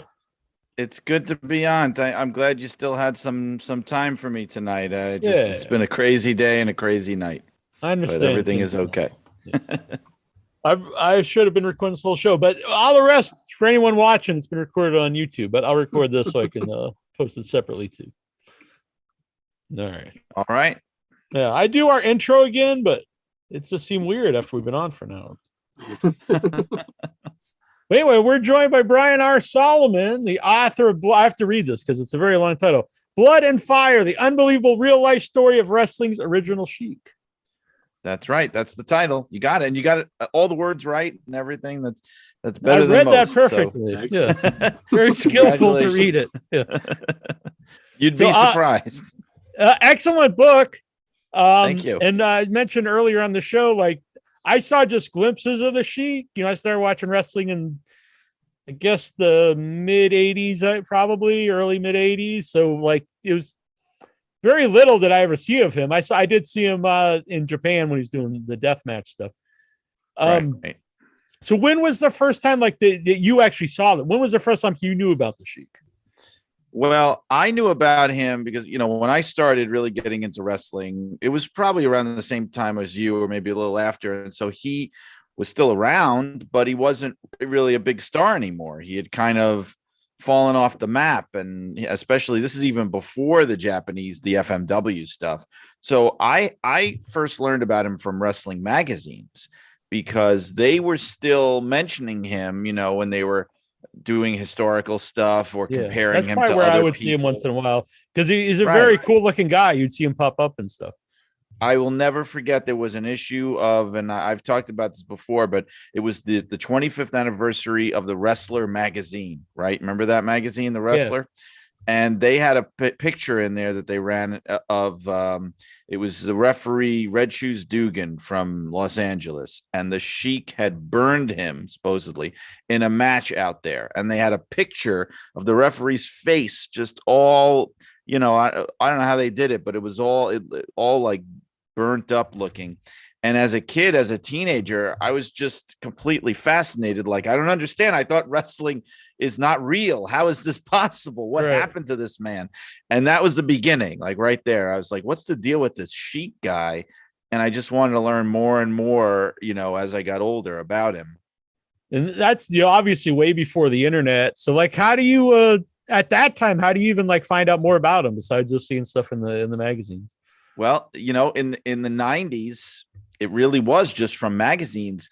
But I mean, like you're talking about from like 91 to when I first got really onto the internet and looking up wrestling things as early as maybe 95, 96. Okay. I already was going to like title history web pages and like trying to find, you know, information about people. And I already started digging up things even then, and there would be, then they would start having like match results like of indie shows. And back then you're talking about, you know, not that far removed from when the Sheik was still working, because he was wrestling in Japan, and Bobo Brazil, you know, was still wrestling. He wrestled even longer than the Sheik did.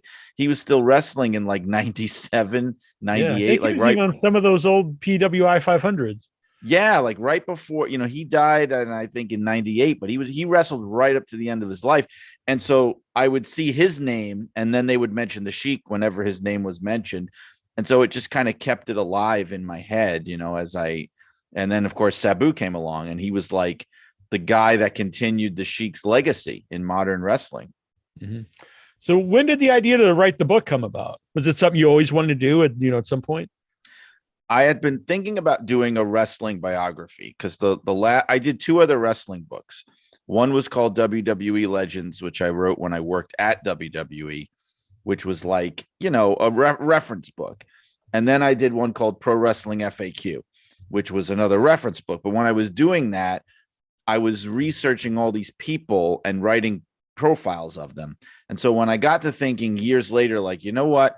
If I want to write a wrestling book that people are actually going to read, I thought that might be a good idea. I thought it needs to be, which was not the case before. Yeah. I thought it needs to be about somebody. Like it needs to be personality driven, like a biography, or maybe like about a particular era or something. It needs to have a hook.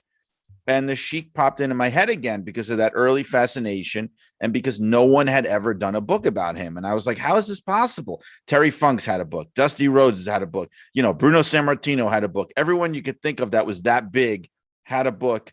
Jack Briscoe, everybody except for the Sheik. And I said, so I was like, all right, well, I guess I've got to be the one to do it. Yeah. And go on, did you say something, man? No, it's great that he wanted to write a book about Sheik, because it's a great topic. Well, what I was thinking there though is like, I'm not a guy who doesn't like, even though I grew up, you know, in the 80s, and that's the stuff I really like, but I still like a lot of modern wrestling. So I'm not someone who says it's all modern sucks and stuff. But there's nobody around today that you would think in like 30 years or something like, oh, no one knows anything about, you know, this guy, that you could write like a book and it would be like, wow, I've never heard any of these stories. Well, living in the information age, that's like the nature of what it is now. We know so much about everybody that I think going forward, there's not going to be, like you said, as much mystery. You know, like if you think about it, if you want to learn about somebody that was, you know, president or whatever 100 years ago, right? You can probably fit the amount of video footage you could watch of that person on like one VHS tape. You know what I mean? Whereas if you decided I'm going to write about, you know, Joe Biden or Donald Trump or Barack Obama, like you could watch hours and hours and hours and hours of video. You could see them with their family. You could see them, go into the bathroom, like everything. It's so much more documented, the time that we're living in. So yeah, it's not going to be the same kind of challenge. Yeah. Anyone, even with social media, can just go and look and see what they ate for lunch, like every day of their Right. life. Exactly. There's just that mystique is kind of gone. So it'll never feel as long ago. Like people always say, well, like the 80s doesn't feel like it was 40 years ago. How is that Right. possible? Like I was a kid in the 80s and I remember like 40 years ago was the 40s. Okay. And now I'm going like, wait, 40 years ago was the 80s. That doesn't feel right. But the reason is because everything is so well documented now. Yeah. It doesn't feel like it's that long ago, as it really is, I interviewed Paul Schrader recently, who wrote Taxi Driver and stuff, and for the 40th anniversary of Cat People. And I brought up that it was 40 years ago since Cat People, when he made it, it was 40 years after the original movie. Original, right. Like, I don't know. It's just very strange to think about because it seemed like a totally other era, like not even. It is. It's a weird thing. Like I was talking to my friend we were talking about Star Wars today because I was showing my son, The Mandalorian, my older son. And I'm going like the first Star Wars movie is 45 years old this year. I mean, like 45 years old, like in 1977, when Star Wars came out, like a 45-year-old movie was like Frankenstein. I mean, that's insane when you think about it. Yeah. So I know in the book you mentioned that the family didn't want to be involved. Were there any other like friends of his? I know there's not a lot of like contemporaries around, but were there any other friends of his that like I don't want to talk about him because he was so against breaking kayfabe? Well, I'll tell you, there were one or two. I don't want to mention their names because that's part of, I think, the fact that they didn't want to be involved in breaking the kayfabe of the Sheik. And so I'd rather not say who they were because that kind of, I don't want to draw that kind of attention to them. But there were people that worked closely with them. They weren't nasty or anything. They just said like, no, thanks. This just isn't for me. But then there'd be other people that were fine with it. Like Dave Brzezinski, who was the Sheik's last manager, Supermouth Dave Drayson, and he worked closely in the Detroit wrestling office. He was completely open with me. There were people like Terry Funk and Kevin Sullivan and Flying Fred Curry, who worked for the Sheik for many years and whose father worked with the Sheik. And he was more than happy to talk to me and really give me like behind the scenes stuff, especially Fred Curry, of like the marriage dynamics between Sheik and Joyce and all these things that no one else living would know about. I mean, who would know? I don't even think that his kids would know to that degree. Yeah. Also, when you're talking about earlier, when you said like, I'm going to write a biography, or do I want to write like about an era of wrestling? But when you write about someone who's around for 50 years, it's about kind of all those things because it covers like many eras of wrestling. Yeah, I kind of used it partly as an excuse to do that because I love wrestling history so much, especially the territory era. That's kind of like a favorite for me to read and write about, like 50s, 60s, 70s, like that whole range in there. And so to use his life story as a reason to do that, like his life is the through line, and I'm giving you like everything else that was going on at that time that is somehow connected to him and shows how interconnected everything else is.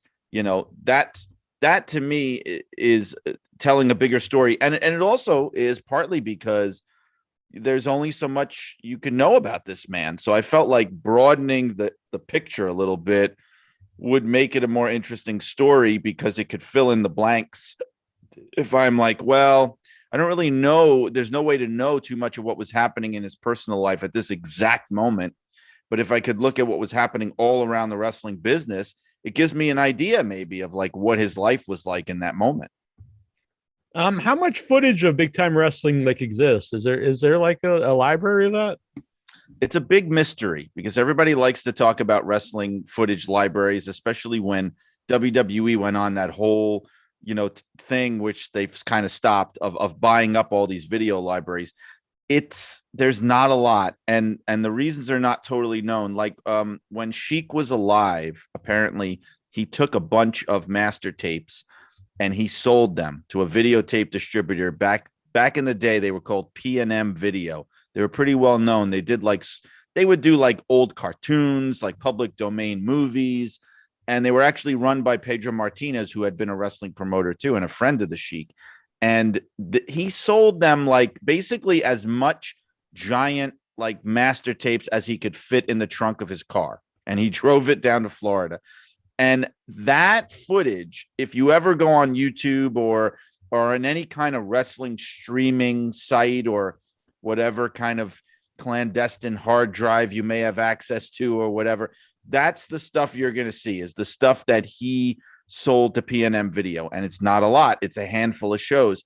Now, no one knows what happened to the rest. Eddie Farhat Jr., his son, would claim, now he's passed away, but he would claim that the family had tons of stuff, but it was all on these old master tapes and they couldn't afford to pay to convert it because it was way too expensive. Now, I don't know if that was actually true. And now Eddie Jr. is gone and his brother Tommy is gone. So if the tapes did exist, I also don't know what could have ever happened to them. Maybe they're in the hands of Sheik's grandchildren. I really don't know. That is a huge mystery, actually. Yeah.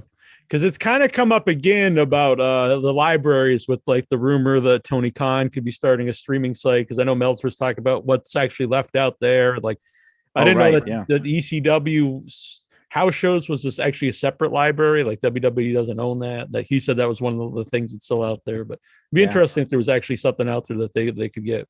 Yeah, I just recently found that out myself too. There's not much. I mean, I know like the St. Louis Wrestling Library, I think, is owned by Fight TV of all people.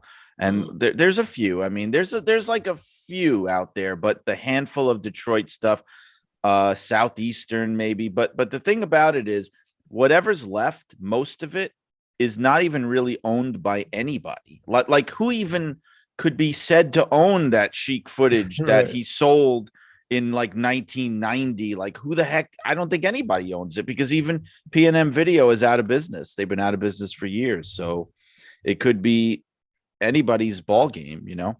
Yeah. And that obviously that adds to the mystique, because like I saw him when he's older and stuff, but when he was before, he was just all doing just all blood and fire and stuff. Like, what kind of sense did you get of him as an actual worker? Well, when he started, you know, and when he was really kind of getting his experience in the 50s, there is footage out there. You can see like the Chicago Amphitheater, they recorded everything, and it was all like put into the Library of Congress, some crazy thing. Like all the footage from the Chicago Amphitheater in the 50s is this perfectly preserved footage, and it's this amazing time capsule. And the Sheik, now he was only a mid-carder back then, but you could actually see him working a match, like doing holds, doing transitions, doing, you know, selling and bumping, which he would never do later on. Like he looked, but the thing is, you know, he wasn't a big star then. And even though he had a character and a gimmick, he worked like everybody else, you know, and then he found out a way later on to make himself stand out. So, but I mean, like, yeah, he did have the skill. He did have the ability. He was an amateur wrestler in the Army, which is something I found out. So he knew how to wrestle. And like Eddie Jr. had this hilarious story that he told of how when Eddie Jr. wanted to become a wrestler in the 70s, he was trying to figure out how to learn. And he was like, Dad, I really wish that you could like actually like, you know, wrestle so you could teach me how. And his dad was like, really?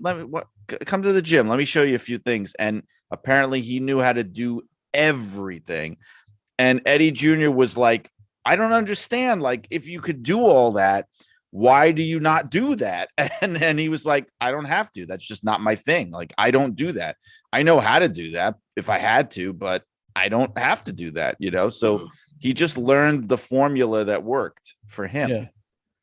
I don't want to like spoil a lot of stuff in the book, because I really enjoyed the book. And for people listen though, like I said, you find out a lot about him himself as a person. And I like all the stuff about the territories and really how cutthroat the business was back then. It probably still is today, I guess. But some of the stuff though I have to bring up that's very funny to me, and this is later on at the end of his territory, and that's when they did. It was him and Dick the Bruiser, and it was rock and roll versus disco. Yeah. And when I was reading that, I'm actually laughing to myself. It just sounds so insane, especially for people listening who haven't read it yet. it's Dick the Bruiser like represents rock and roll, and the Sheik Right. represents disco and like the disco sucks era. And like, did he come out to disco music, or like was there any like disco involvement? It was a very flimsy kind of inner promotional thing they did with a radio station, a rock radio station in Detroit. So, like you said, the disco sucks thing, for people that were around in the late 70s, I vaguely remember it. There was this whole thing on rock radio of like disco sucks and anti-disco, and like Saturday Night Fever had just come out and it had renewed the interest in disco just when people thought it was going to like finally go away, and like rock radio hated it, and so it was this desperate way for them to latch onto something. Like the Sheik's company was going down the drain, like Bruisers wasn't doing that much better, and they were both old and trying to hang on. And I don't know who thought of it. Somebody thought of it. It was the flimsiest thing, because who thinks of Dick the Bruiser when they're thinking of rock and roll? I mean, the guy used to come out to the ring to roll out the barrel, the beer barrel polka music. And the Sheik, I mean, I even made a joke in the book. The only thing disco about him would be like the funky, like 70s leisure suits that he would wear away from the ring. And it did nothing to help, really. I mean, even the match they did at Olympia Stadium, it didn't draw well. And the craziest, dumbest thing of it all is the Sheik was supposed to be representing disco in this disco sucks thing, and he's the heel. He still goes over in the match because even then he can't do the job, and like the Sheik winds up winning by DQ. It's like the most unsatisfying thing. And it gives you an idea of why they went out of business, though, unfortunately. I mean, he was a great act. He was a great star. He was a great draw, great performer, but made a lot of poor decisions in the later years, for sure. Yeah, I was like, if you read it, like you could take a lot of lessons if you're a wrestler or a promoter or whatever, like how to protect your character, because I do think there's something to be said about not doing too many jobs and protecting yourself. Right. But then, like, there's an extent to that, because then there's also lessons to learn. Like, you can't just never lose to anybody. Right. Eventually, it's people are not going to enjoy that. He just took it too far, and he was smart and savvy, especially being a career heel, because back then, like the heels had to move around a lot, usually, not always, because they would kind of be brought in somewhere and they only had a certain shelf life because they could never win in the end. Like the heel would have to be given his just desserts in the end. And then a lot of times they'd go somewhere else.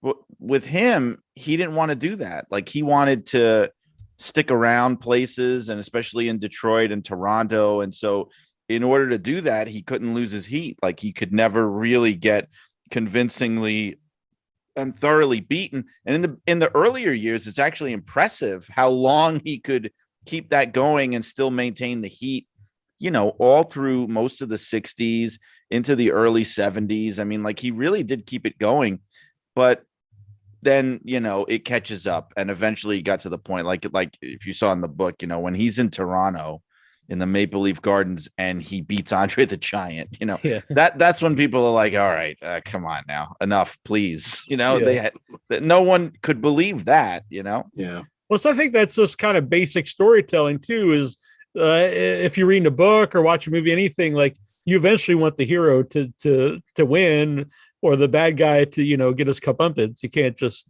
always the bad guy keeps winning. And when it never happens too, like the fans, they give up, their morale was broken.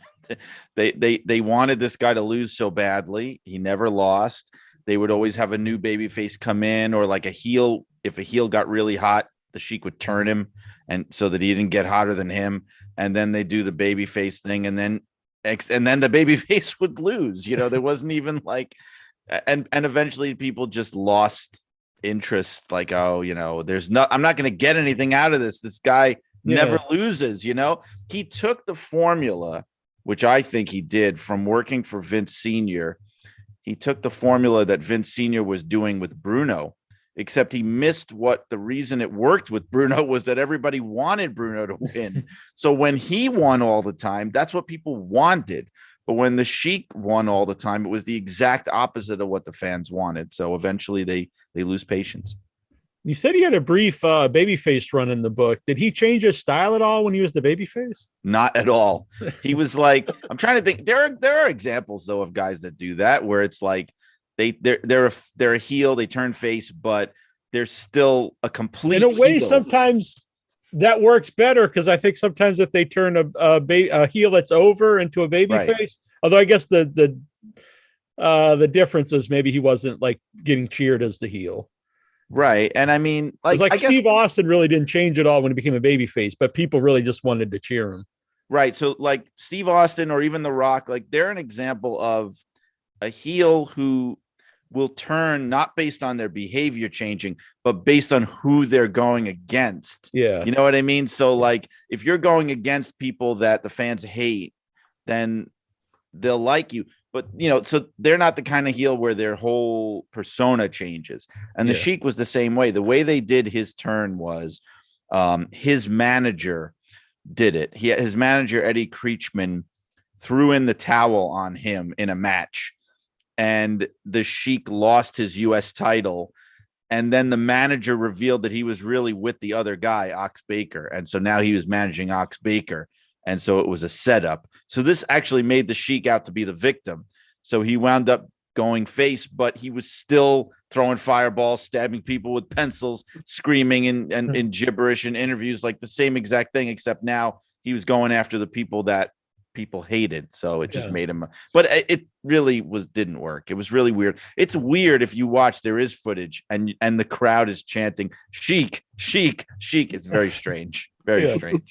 I remember as a kid when the AWA crowd started to get behind Baron von Raschke, and I thought, like, what is going on? Right. And he's still goose stepping around the ring. Yeah. Very weird. Yes, very weird. Andrew, got a question here from the chat room? Yeah, Stellar Steve, and he wants to know some of your thoughts of the Sheik in Japan. Well, the Sheik, what he did in Japan, I think, helped to prolong his career, because I have a chapter in the book that's all about just his work in Japan and pre Onita, like in the 70s. And so he starts going to Japan when his career in the US is starting to slip a little in the 70s. And it makes him into a bigger legend than he ever was before, because in Japanese wrestling, he winds up becoming one of the most famous American heels of all time. It's probably like him and Blassie, or like doesn't get much bigger than that, or maybe the Destroyer. And so he wound up lengthening his career because he keeps going to Japan until 1981. He doesn't even have a company anymore. And Giant Baba is still using him. The only thing that stops Baba from using him finally is when the NWA blacklists him in 1981, because Giant Baba was a member. So like he couldn't use him anymore. So like it, and then it's kind of ironic and kind of fitting that, 10 years later in the 90s, when the Sheik is almost forgotten and is going nowhere, that Japan is where he can go and still be treated like a legend and still make a ton of money. Atsushi Onita was a young boy in all Japan. He was carrying Sheik's bags around and Baba's bags around. And so like he worshiped the Sheik. And when he wanted to bring in a legendary American heel, he was the first person he thought of. Sheik was getting paid $10,000 a match to work for Onita, and by saying work, like 2 or 3 minutes of running around the ring and letting Sabu kind of carry the match. Who could turn that down, especially when you're facing bankruptcy? I don't care. I don't care that he was in his 60s. I don't care that his body was falling apart. They're saying, we'll pay you $10,000 to just run around the ring for 5 minutes and then come back, and we'll do it again tomorrow. Of course he did it, So Japan was very, very good to him, in some ways even better than the United States and Canada. A lot of great Sabu stories in the book too, and I should maybe want to read Sabu's book, which I have not read. But overall, it's a weird question, I guess. But do you think Sheik had a more positive or negative influence on Sabu's career overall? I think I did read the Sabu book, and it was very useful for me in the work I was doing. And I got the impression from reading it that I think even Sabu, and I have not had an opportunity to talk to him about it, but from reading the book, it seems that even he has mixed feelings about it, looking back on his whole career, because in a way, he helped launch him. I don't think there'd be a Sabu without the Sheik. Like, he helped get him seen, get him noticed, his gimmick, his mystique, everything. But I think what happened was the advice that he gave to Sabu, I think, was the advice of another era. It was the era that he knew. And it was advice coming from somebody who himself even had fallen on hard times because he couldn't navigate the waters of what the wrestling business was becoming.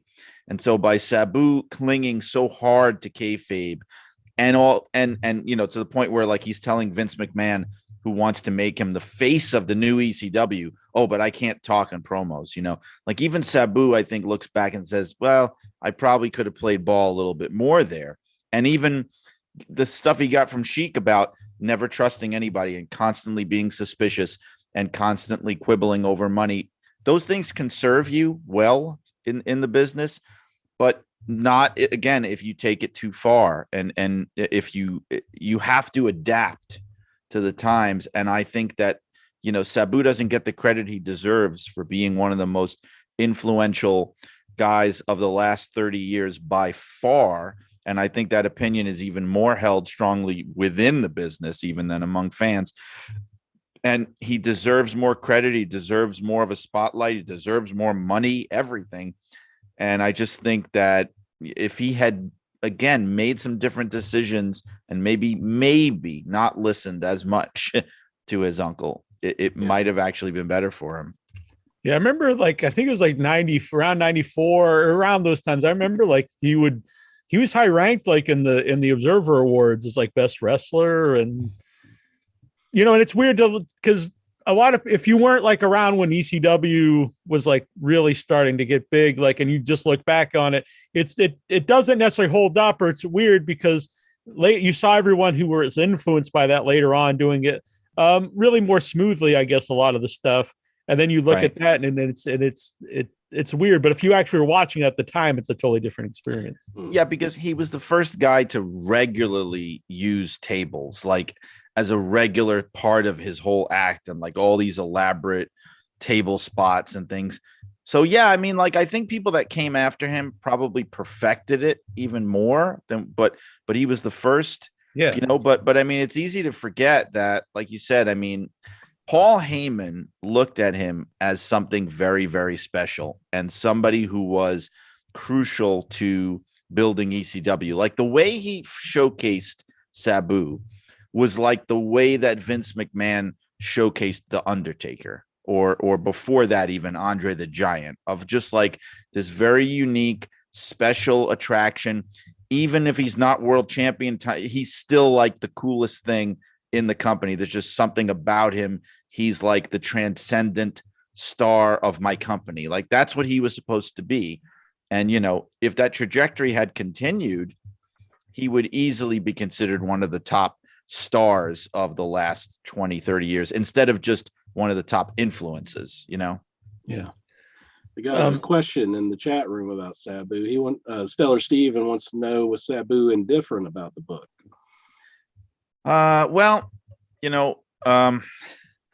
Sabu, I think I had spoken to him briefly, and one of the issues was that, and I understand why, he wanted to be paid to be involved in the book, to be totally frank. And same thing happened with Abdullah the Butcher.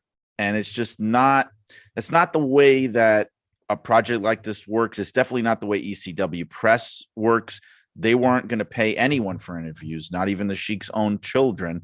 I sure as hell can't pay the guy. I'm a school teacher. So, the problem is the way the publishing industry is today, and books don't sell like they used to sell. And if you pay all these people, well, this isn't like a multi-million-dollar movie. If you pay all these people, then the book's going to lose money. You just can't do it. I mean, I'm barely being paid and I wrote the book. So that's not really how it's done. And also, outside of wrestling books, really, when you pay for interviews, it's kind of frowned upon. It's sort of takes away from the credibility of your book. Well, you paid these people to talk to you, so clearly that's going to influence what they had to say. So, I mean, there was no animosity. It was just quick kind of back and forths. I also happen to be really good friends with Melissa Coates, who was his girlfriend and his valet, the Super Genie. We went back to the WWE days when she was developmental there. And she would sometimes kind of act as a go-between and try to help me out. And she actually got me a copy of his book, which was very helpful. Because honestly, with the book and with some of the shoot interviews that he gave over the years, it really sort of was kind of like I did talk to him, even though I didn't talk to him, but Yeah. I would have liked for him to be involved. I mean, I specifically would have, and this is nothing against Rob Van Dam, who wrote the forward to the book. I would specifically have loved for him to write the forward or write maybe 2 forwards or something. I think he's the first person that comes to mind nowadays when people think of the Sheik. But again, it was not something that we could make happen because of those kind of issues. So, Yeah. I also do a lot of interviews with horror creators, horror movie people, and talk a lot about like the downfall of physical media and the rise of streaming. And since you brought up, books don't sell as well, like where do you see that going? Is it, I listen to audiobooks, but yeah, and this will have an audiobook too. There's an audiobook Excellent. that I actually am very, very lucky that I got to record it and read it and record it myself. So I'm the narrator of this audiobook. Nice. And in fact, I'm going in about a week or 2 to do like some like fixes on it. And I think it'll be out probably by the end of May, supposedly. But, it's tough. I don't know. Like I never, I'm a big reader. I've always been a big reader. I'm a teacher. I'm an English lit major. Like I'm a book person. And it wasn't until I started writing books that I really started to get an understanding of how much, I don't know what's the word, how far people just don't read as much as they used to. That's what I'm trying to say. And I mean, to a dramatic degree, like it's something I don't think the general public is aware of, what a steep drop has occurred in the sale of books and how many books are actually bought. And nowadays you have a market where much, much fewer books really sell extremely well and really, really succeed. It's a lot tougher. And that's why publishers cling to their bottom line so much these days. And it's like, if a book is not going to be a huge performer, they're not interested a lot of the time, because there aren't a lot of people out there that are selling huge amounts of books. I mean, if you think about this, I made a tweet about this not long ago. When's the last time you could think about a book that really gripped the entire nation? I think I thought about this because it was the anniversary of The Godfather. And there was a book that came out about the making of the movie. And that book was like, everybody and their mother was reading that book. Like my dad would tell me, he'd get on the subway and you would see like people holding The Godfather in front of their face, like the whole train, like the way people now hold their phones up. Everyone was holding up this book. And I mean, it's happened, but I mean, like 50 Shades of Grey, Harry Potter, like it happens. But in the last 10 years, not really. I mean, there really hasn't been one. I mean, Da Vinci Code was longer than that ago. So, I mean, you see things like that and it gives you pause and you're like, wow, there really is a much, much smaller amount of books that are being sold nowadays. And you've got to, it's like what happens with TV ratings. It's the same thing, how they talk about like no one's ever going to, Raw's never going to do a 6.0 again. It's never going to happen. Mm-hmm. It's just a changing market. And you have to, the measure of success is lower. It's lower than what it used to be, essentially. So like what's considered a successful book now is probably not the same as what it would have been like 30, 40 years ago. And even as a professional writer, like what writers get paid. I mean, like to write an article nowadays, there are a lot of writers out there that are getting paid what a writer would get paid like, 100 years ago at the same rate, not even adjusting for inflation, because the market has collapsed for a lot of professional writing. It's unfortunate. When I worked at WWE Magazine and we were assigning stories to freelancers, this is not Time Magazine. This is not Vanity Fair, Sports Illustrated. We would pay $1,000, $1,500 to a freelance writer to do like a 4-page, 5-page feature article. Like you'd be lucky to get 10% of that nowadays. That's a dramatic change. So anyway, were you with the magazine till it ended? No, I was with it until the people who destroyed it came in and they got rid of me. So, I was there until 2007. The magazines folded in 2014, finally. And I mean, you can't just blame people there. I mean, it was just the whole industry. We knew we were on borrowed time. Even when I was there, we were going like, well, maybe we turn it into just something that's just digital. Like, what are we going to do with this? But the problem we're running into now with these magazines is, and it's all magazines, and because I still write for wrestling magazines now. I write for Pro Wrestling Illustrated and Inside the Ropes. And it's like, you talk to people and people want to like read your stuff. And they're like, well, where can I find it? How do I read it? And I'll tell them, well, I write for this magazine, Pro Wrestling Illustrated. And they'll go, well, I don't want to I got to find this magazine. Where is it? Like on a newsstand? Like, who sells it? How do I get it? I'm not going to pay for a subscription just to read one article. And I'm like, you don't have to, because you can order individual copies online if you want, or you don't even have to buy the physical magazine. You can order the digital, right? And then what it starts to become is you realize what they're really saying is, I don't want to have to pay anything to read what you write. Right. That's what they're saying. And they're saying, well, you realize that this is a barrier to exposure for your work, because, if you were writing on like some wrestling website, much more people would be reading it.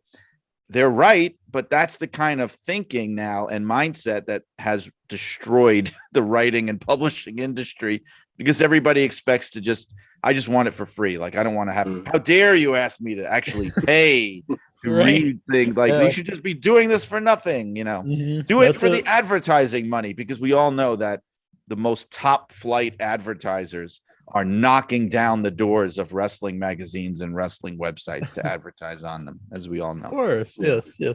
So it is weird, because when I was a kid, you'd walk into the CVS or whatever, and there would be like 5 or 6 wrestling magazines, like, all different ones.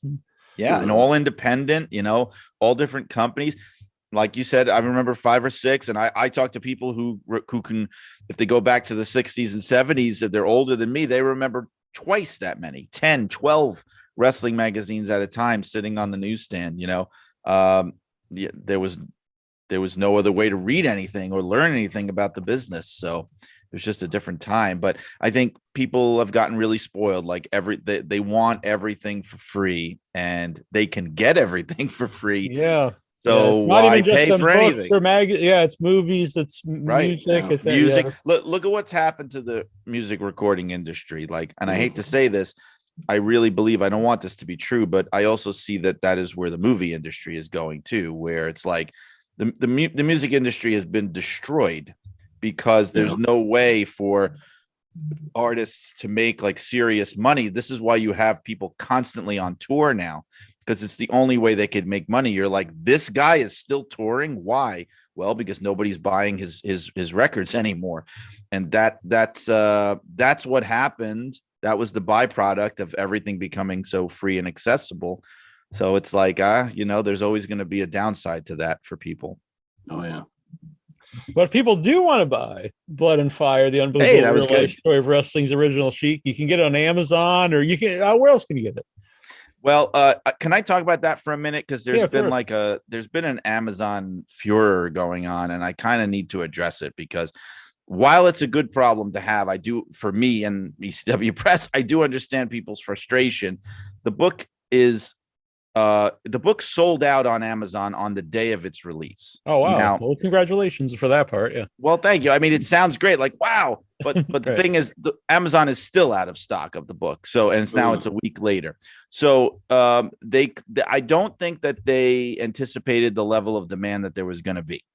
And so they didn't order enough copies. And I think it's more to it than that. I think they kind of screwed up. I think Amazon and some of the online retailers screwed up, because I don't think they were keeping track of how many sales were coming in, because they didn't even fulfill all the pre-sales. I don't think they were keeping track of the order that people were ordering in, because I know people that ordered in February that have got their books, and I know people that ordered in September that have not got their books. So it is an issue that ECW Press is trying to sort out, specifically with Amazon. because love it or hate it, they are the biggest online retailer of books on the planet. So they're in the process of trying to figure it out and sort it out. In the meantime, like the digital PDF, of course, the Kindle version, that's never going to sell out. You can buy that from Amazon right now, right this second.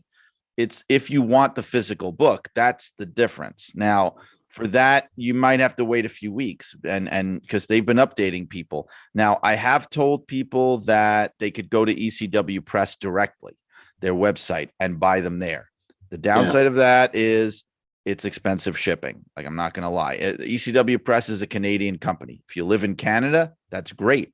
If you don't, it's about $20 to ship the book most places, which is almost the price of the book. So it depends on how bad you want it, to wait, whether you want to do that or order the digital or just wait a little longer.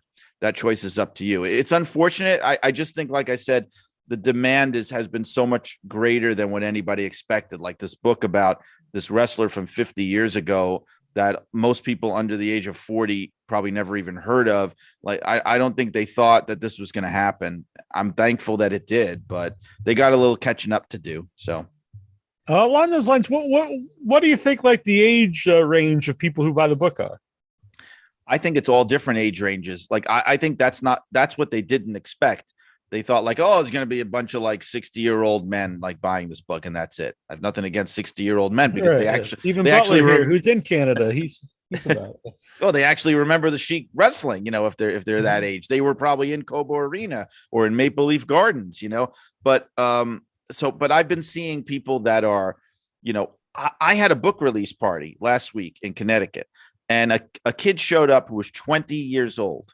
20 years old, a wrestling photographer, and like telling me how fascinated he was to read the book and learn about the Sheik because he just saw so much buzz and so many people talking about it. So that was like my ultimate dream, of that it was going to go beyond just the people who remembered the Sheik to the younger fans. Because look, even I am barely old enough to remember the Sheik. Like I became interested as someone interested in that other people would. And that's been happening. So like 20s, 30s, 40s, 50s, 60s, 70s, like it's been a wide range of mostly male people interested in reading this book. So I'm excited. Yeah, no, that's very cool that people, of all different, that's why I was very curious of like who was buying it. Inchman, there's a lot of questions here. Oh yeah, we got some more questions from the chat. Jonathan Jackson, he wants to know, what are your thoughts on the Dark Side of the Ring series? Have you seen that? Yeah, no, I've watched every episode, and I know a lot of people talk about how sometimes it can get hard to watch because you're watching every week these devastating stories about this business that in a lot of cases you love, and that's true. Like there are times where I sometimes feel like, I need a little break from this, but when I do watch it, I can't deny the level of quality of the work they're doing.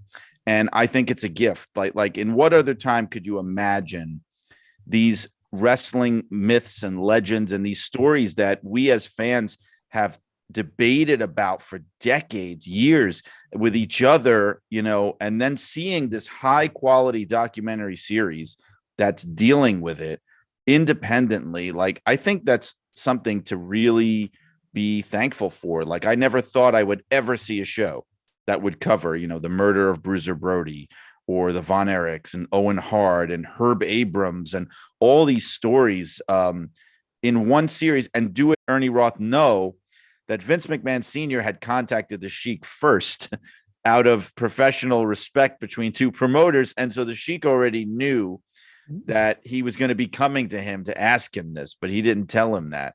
And he let him sweat it out a little bit. But so Ernie Roth then went to the WWF. He became the Grand Wizard, and the Sheik took on Eddie Creechman as his later manager. And I love him. I think he's one of the most underrated managers of all time.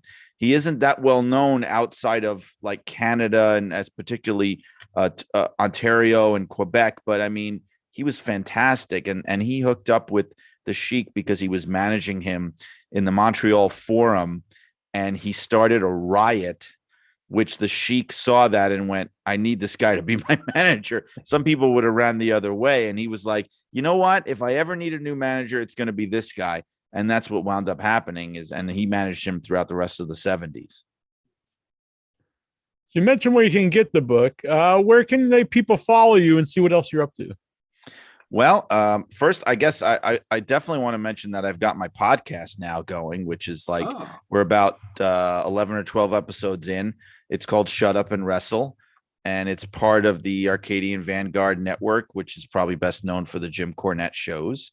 And because a lot of people have probably heard me on Jim's show, which I was really thankful for, because I mean, that's like the greatest platform you could ever hope for. And so Shut Up and Wrestle, you can find on Spotify, Google Podcast, Apple Podcast, Podbean, wherever you get it. It's an old school themed wrestling podcast. And so my guests each week kind of dictate where the conversation goes. So like you mentioned, the Andre the Giant book, I had Bertrand Hebert, who's one of the co-writers. Yeah, we had him on too. Yeah. And so we talked about Montreal wrestling and we talked about Pat Patterson and Andre the Giant.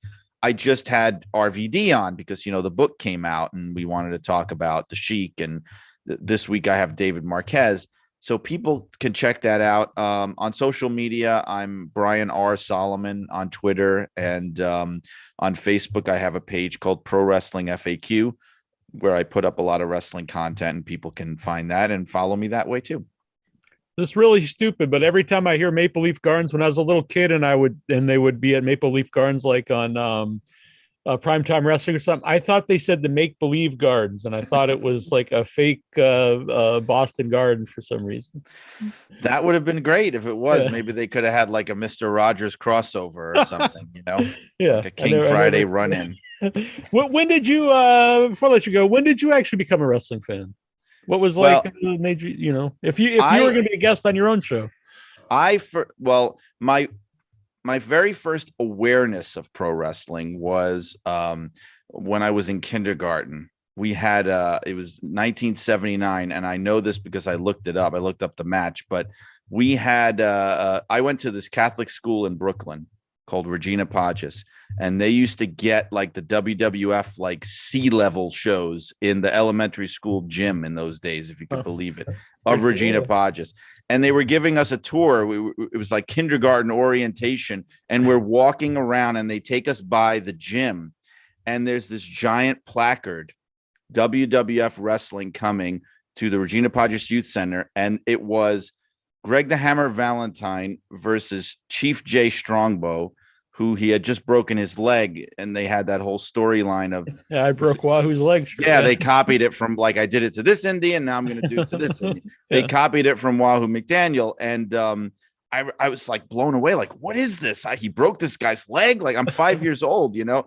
But I didn't really become a fan. Like, when I became a fan, where I'm really into it and I'm watching it every week and I'm like on board, is WrestleMania 3. So like 87, not even the first WrestleMania. I remember all the kids talking about it in 85, like Mr. T and all that. I remember it being hot, but I just wasn't into it until WrestleMania 3.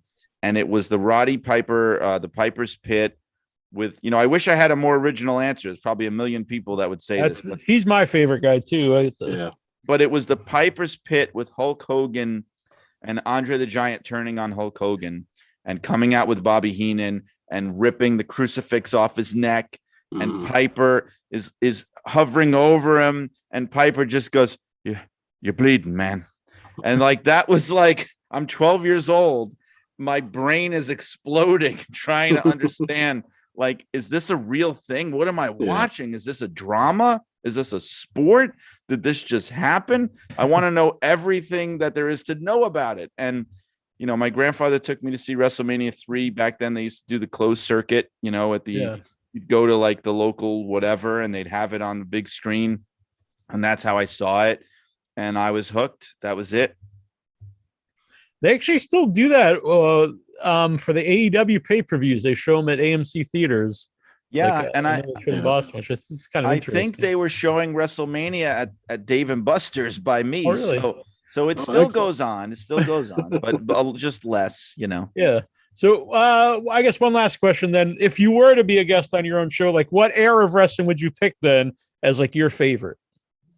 My favorite. Oh boy. Well, I mean, look, I mean, I started watching wrestling in 1987. So if we're talking about like the stuff I actually saw live as a fan, my favorite era would probably be early to mid 90s. That's when I was at my most fanatical, like trying to absorb as much as I could. It was like that Bill Watts era of WCW and like New Generation in the WWF, and like ECW is just like taking off. Like that was when I was the most crazy about it, you know, as an a lot of people fan. like say that's like a terrible era, but I know. I think WCW had like amazing stuff, like I do too. Vader and Sting. I think Sting was at his best then, and I just wrote Regal and all.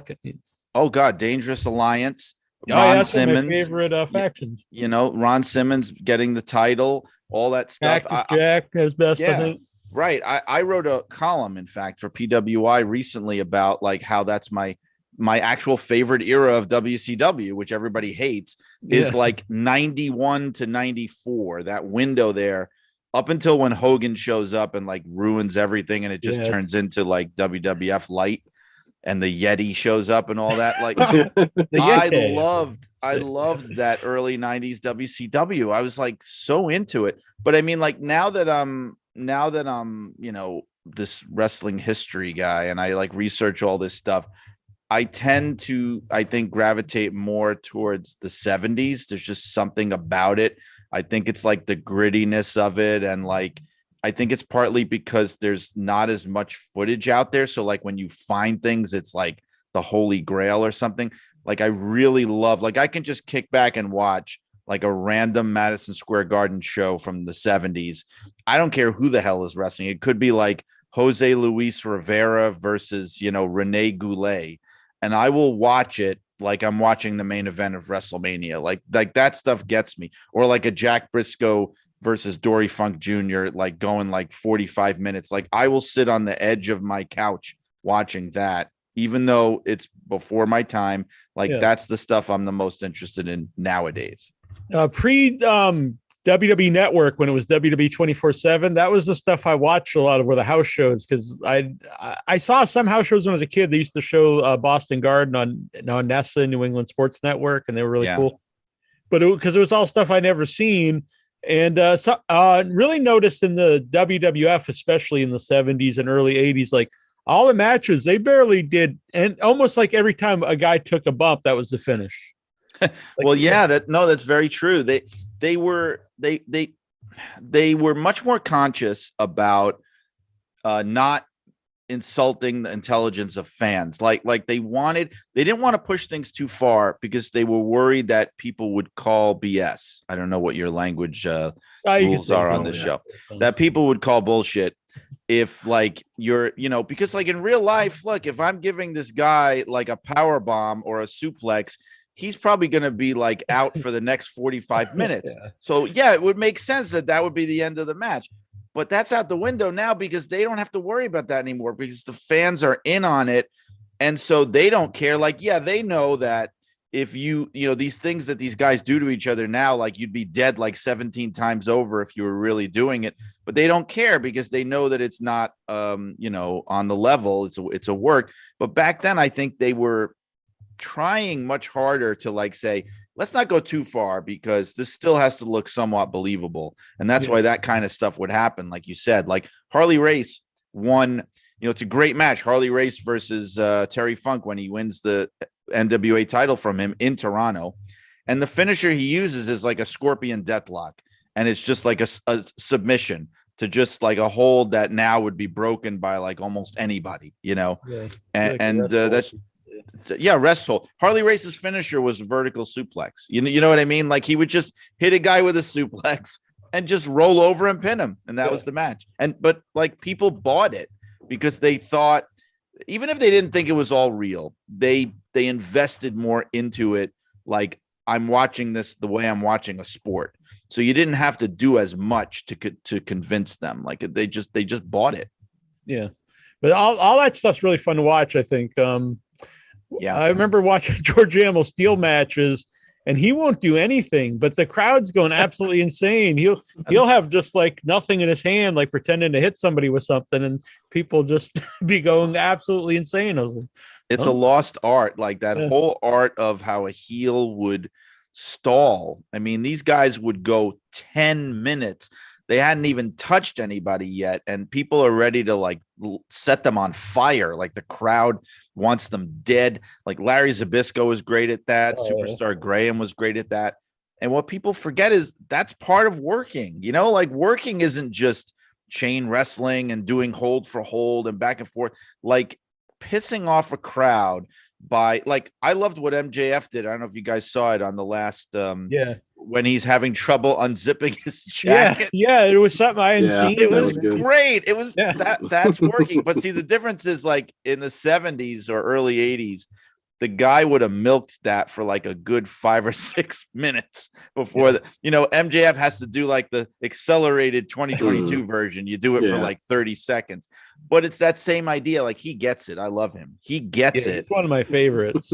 Totally. He's great.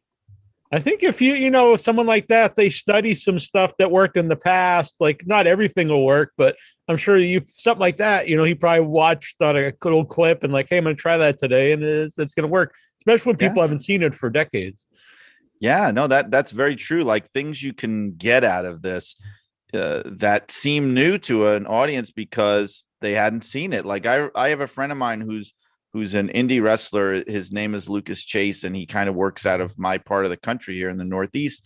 And we get together sometimes and I'll show him older matches, like sometimes really old. And I remember I was showing him the match with Pat O'Connor and Buddy Rogers at Comiskey Park in 1961. It's the one everybody talks about when Buddy Rogers wins the title and he says to a nicer guy, it couldn't happen. And there's a couple of sequences in there, like this weird, like twisting arm bar that O'Connor does where it looks like he's literally like tearing the guy's shoulder out, where I had, my friend is taking his phone and like, I got to record this. And he's taping it because he's going like, I'm going to use this. Like, I'm going to figure out how he did this. And I'm going to use it because people haven't seen this and they're going to think it's like something new. And I'm like, that's how people come up with their stuff. Yeah. It's very cool. Well, this has been very fun to talk with you. Thank you. No, this has been great. I'm so sorry that, I was late, and it's just been, I can't even begin to describe what kind of a day this has been. And with, my kid is off from school all week, and I completely forgot I had a million things happening and family stuff that I was dealing with. And then, I finally realized it. And thanks to my good friend, Mike, who reached out to me. I'm like, oh my God.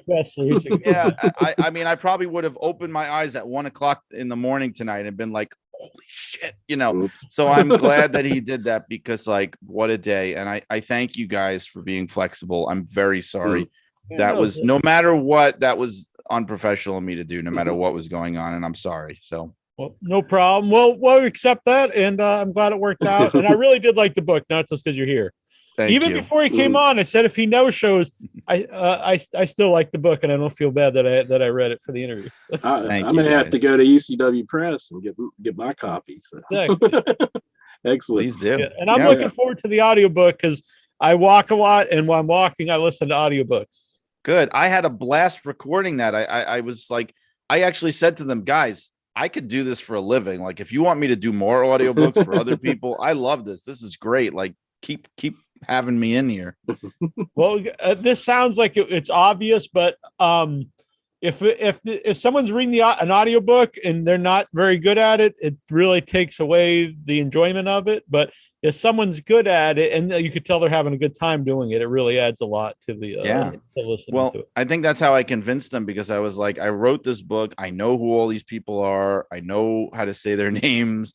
I know what's important and what's not important. So even though I never done it before, you might want to consider letting me do it. And they were like, okay. So I listened to Joe. Now you mentioned how to say people's names. I won't say the name of the book, but listen to a Joe Hill book, who's the son of Stephen King. People don't know. And the person, I'm from Massachusetts, and they kept mispronouncing the names of the towns. And I was just like, this really takes me out. And probably other people who aren't from here, they don't care, Yeah, but right. it just really took it out. Like, man, I can tell that this person doesn't know any of these places. Well, a good editor is supposed to catch all that. Like, that's why I'm going in. You know, I did everything a few weeks ago. I went in for like 5 straight days and recorded it. And then they're having me come in for like 1 day at the end of this month to just fix whatever I screwed up, which I don't even know what it is. I'm probably going to spend like 8 hours in a booth, like saying half sentences, basically, you know, whatever I messed up. Very cool. Well, again, it's Blood and Fire, the unbelievable real life story of wrestling's original Sheik. It's a great name. I like this very long, and it's very memorable, and it was a great read. And this would be fun to do again sometime. Yes, I'll be on time. I promise. Next time. All right. We'll hold you to it. Have a good night, Brian. Thank you. You too. Bye-bye. Bye-bye. Excellent. That was cool. I'm glad that worked out. Thanks, Mr. Bessler, for Oh yeah, he's got our back. Yeah. A great interview. Yeah, it was want great. you to go get me a copy of the book. Yeah, I would recommend it. Yeah, and I said that even when I thought maybe he wouldn't be here. I did enjoy reading the book. Mm-hmm. When you get a good wrestling book, it's, I know obviously we're all wrestling fans here, but when you get a good wrestling book, there is something special about reading it. And that collector side of me, it does make me want to go to ECW Press, because I don't have the physical copy. I just have the PDF. Oh, so really? I would like to get a physical copy too. Who would have thought that Gary Hart's book would be selling for like $300, $400 on eBay nowadays? Who would have thought that? So if it's going to have a bit of a limited run, you never know. It's the only Sheik book out there. Just saying, everybody's listening to the intro, but a very, very good interview. I enjoyed that. I enjoyed it too. All right. So Steven's calling back in. We'll put the Zoom link up. We'll take some more Zoomers. So who's zooming who? While Steven's running down. Now we won't get turned in by that guy who said he was going to report us to the authorities. I was worried about that. I didn't want the cops banging down my door and taking me off to jail for that. Just because we didn't get somebody who that was scheduled to show up didn't show up. But I didn't know it was that bad of a violation. Anyways, I'm going to grab me something to drink, Steven. I know you're itching to get back to the Raw report. I'll be right back. Well, before we get back to the Raw report, Harley Race versus Terry Funk at Maple Leaf Gardens was one of my favorite matches, because they replayed it on Maple Leaf Wrestling a couple of times, and it was the Indian Deathlock that Harley Race used, and Funk tried to get out of it. He was struggling on the mat, but eventually he just quit, and then Harley Race won the belt. Scorpion Deathlock, but no, it was the Indian Deathlock. Steven's he's correcting people here. What do you think about this shirt? I like it. I got the War Zone, War Games. I used to have that. Well, I do have it, but it's too big now. But maybe I'll action it off here in the show at some point. I'll be right back. All right, Steven. So where were we with the Raw report? I think I just finished the opening segment. The tag team match, and the breakup of Live for Brutality. So there's one more tag team in the women's division that is no longer there, and so I'm assuming. Like, I'd like to see Rhea go for the women's title rather than. I agree. Screw the tag belts. Like Bianca Belair versus Rhea Ripley is the future. That would be good. Future match, yeah. So all about it. By the way, we got the Goose is on the loose here. Goosey, I know he's a big fan of the new Indian Giant on Dynamite on AEW. He's all about. I mean, hey, you can't go from the bottom with Kali, and he looks like he Oh, moves a no. lot more. He looks like he looks like he doesn't walk on stilts. So I think he's got that going for him. Yeah, man, I don't know. Well, I can't say I'm filled with promise, but we'll Give him a chance, Jack. Give him a chance. if they just build them up to get choked out by Samoa Joe, I'm fine with it. You're But down with I it. got to see this guy every week just killing like half the roster. I don't know. Squeezing I people's will say hands. though, Tony Khan makes way too many fucking announcements. He's got another one tomorrow night. I'm like, what the My fuck? prediction. Did you hear my prediction for what that announcement may be? No, Because I Goosey, think you signed the Yeti. maybe, but there was no ROH listings on my television, so I think ROH is done with St. Clair. I think he's going to announce the streaming service. That's my prediction. Would be a bad idea. I thought I saw HBO Now or HBO Go or something like that. It could be something like that, or they could be making their own, or maybe taking the Honor Club, or I don't know. I think that's going to be something about the announcement. Did anyone ever do that in MMA? Do a shoot head squeeze? They just grab a guy and they squeeze his head. They're like, oh, I give up. I know Jason did like a head squeeze in part 6 where he just squeezed, and part 3 did a head squeeze. There's a Friday 13th coming up next month, Inter. Uh-oh. May as a Friday 13th. Hopefully they don't do anything during that to offend you. Hopefully not. All right, Stevie. Right. So, so what's her name? Sonya Deville comes out, and she's going to be the next challenger for Bianca Belair's women's title, Raw Women's title. That happened last week. And so this week they had another confrontation, and of course she's saying, "I'm wearing my suit. You can't touch me," to Bianca Belair. But now I thought, skipping ahead, I thought that Bianca picked her up to do the KOD, and then Sonya, who still has the microphone in her hand, basically says, "Put me down or I'll fine you, suspend you, take your title," and all of that.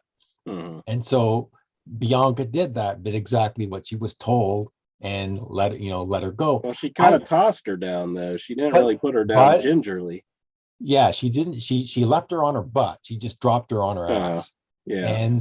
But I thought she should have done the whole thing. She should have just ignored her and KOD'd her and left her laying, because I thought it made her look weak. Doing what she said, doing exactly what she said. I think they really need, you really need a champion who is like doesn't care about the consequences, who will do whatever they want, and if they want to beat up the next challenger, she should have done it. Mm-hmm. That's just my opinion. I just thought I loved it. It showed that within the next segment, which you haven't got to, but when they came back from the commercial break, that Sonya was squaring off with Adam Pearce, talking about how she kind of threw her down and that she should be, fined and all that. Fine them. Bianca came in. So Scrap Iron did. Oh yes, we find her. Comes in. And Bianca came in. $1 bill. She paid $1. So there's some trading places. There's some issues between Sonya Deville and Adam Pearce, Jack. What do you think? The GMs aren't necessarily getting along. This is great stuff, Jack.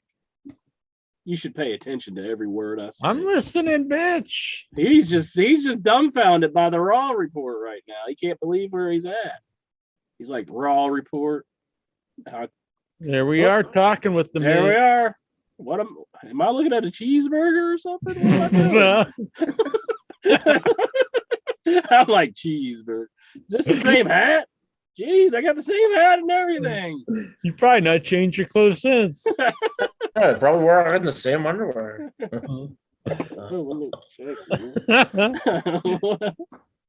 You can't see my underwear in the picture. There we go. Look at that magnificent Was he setup I showing have Jack a there. dick pic or something? What the hell is going on here? I don't know what Check you out this dick pic, Jack. I'm very interested though. I'm totally just like, I can't see anything. I'm all, You're feeling left out. I got to get my cheeseburger that I was eyeing. Cheeseburger in paradise. Here's one more of us together. He unfriended me when he signed with WWE. Did he? Yeah. How about that? Look at these guys. We are holding it down right there. all the time back in the day till he got to be a big shot. We were holding it down. He'll be back. He'll be back. Begging for forgiveness and for the Raw Report. Raw Report. Okay, next up, Veer Mahan. He's after waiting 7 months for him to debut on television. Now he's going to be on every week. So he takes on this enhancement talent jobber from Buffalo. Some jobber. Brooks. Yep. And again, beats the crap out of him, keeps putting his finishing hold on him. And I think they took him out. Stretchered him out, I think. Why is it when they get the person that they want to push, it's like a certain ethnic, like he's the Indian guy, basically. They want to push him so they can get big in India. Why do they always have like these nothing storylines for him? Like what I don't get, what I don't understand. So you want to get big in India. I understand that. So we push this guy. Why are they always like a dreaded heel? Like if you wanted to get big in India, wouldn't you bring in a guy and like try to make him like the next Rock or something, where he's beloved? I mean, like we show this in India and he's like this rotten scoundrel. You were kind of talking bad about the big guy in AEW, which I can understand that. But the guy who's like really over in India, especially for Impact Wrestling, was Sanjay Dutt. Why Sanjay? They should be using Sanjay Dutt as the face if they want to be. Every time they do it, they push these guys as bad guys. Mm-hmm. You said they were going crazy for Sanjay Dutt on like Ring King or whatever that was. Hell yeah, that was a huge success. What happened to Ring King? I know India's a lot of people, but it seems like nothing ever succeeds. I guess Kali did to some degree, but doesn't seem like anything they ever try like it actually succeeds in India. But like if they bring Kali in, do they notice a huge like I don't know. How often do they even go to India? Has AEW ever gone to India? Do they have TV in India? AEW's left the country. Yeah. How are they going to get big in India exactly? Yeah.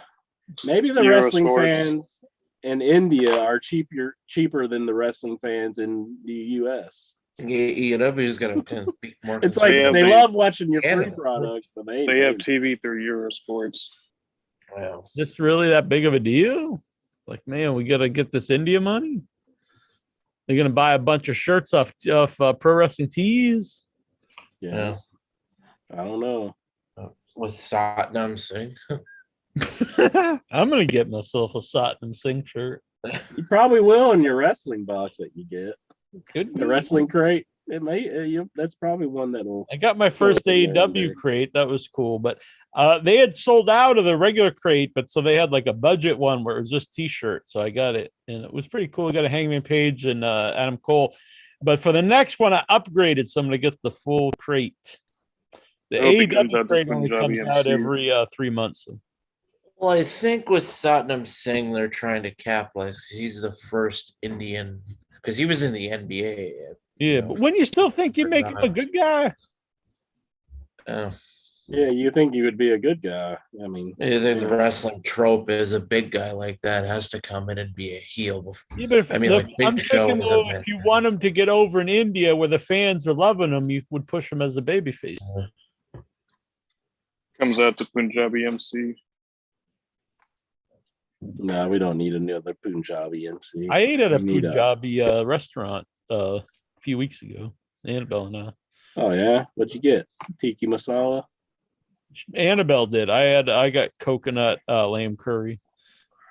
Coconut lamb curry. Did the waiter stand right beside your table? No. Never left. No. Just And sat she there and had watched a you eat. mango lassi. I had a salted mint lassi. We had a bunch of stuff. What's the I've last? seen It's like I've a seen kind of a milkshake made with Greek yogurt. Oh yeah. Mine was unsweetened.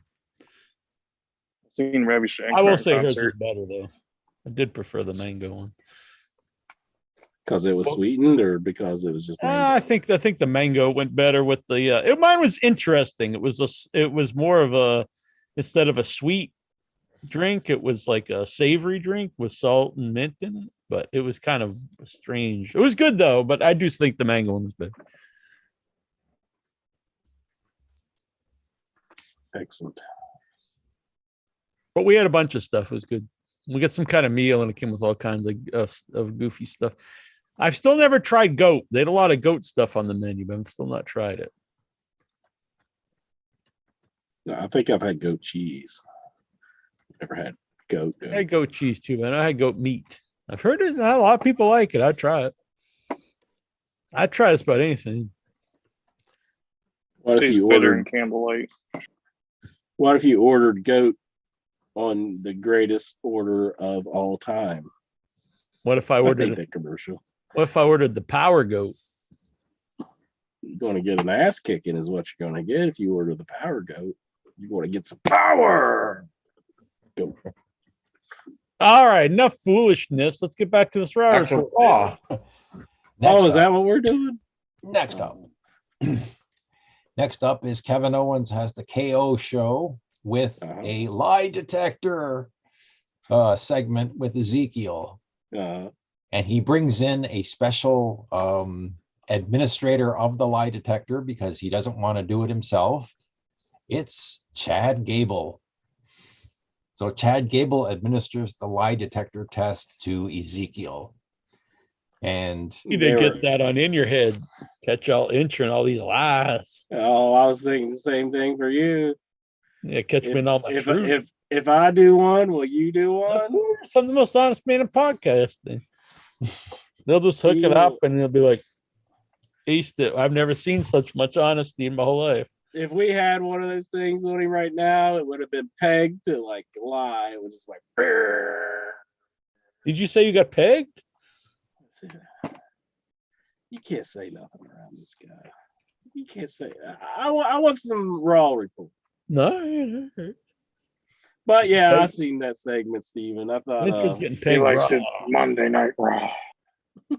Patrick Howell, if no one acknowledges me, then everyone is immature, because that's a very mature thing to do. Make everyone acknowledge him. And then he also said, "Where's Geraldine?" Well, Patrick Howell, I'm not going to be like that son of a bitch Ric Flair when he was signing my shirt and I said, "Thank you, sir," and he just acted like nothing was said at all. I will acknowledge you, Patrick Howell. Thank you for being in the chat room. He's a good man. I like that, Patrick. I don't know where Geraldine is. She's fan of busy. She's busy tonight. I don't know. Getting ready. We're not Geraldine's keeper here. We like it when she shows up. Everybody does. She's milking the goat. She's getting ready for our prom date. Oh yeah. All right. So you saw this match, I was calling. Well, it wasn't a match. They were just asking Ezekiel if his name was Elias, and this is the worst angle I've never even seen. Well, apparently, so Elias. The crowd was getting into it, though. I mean, I don't like it myself, but I mean, when they were like answering the questions and like, the crowd was kind of getting into it. So I don't want it to happen either. I preferred Elias. I don't know why they're changing. I don't see how they're going to benefit. Elias's strength was his character. So they take away his character. I mean, what was he going to be? Just a goof?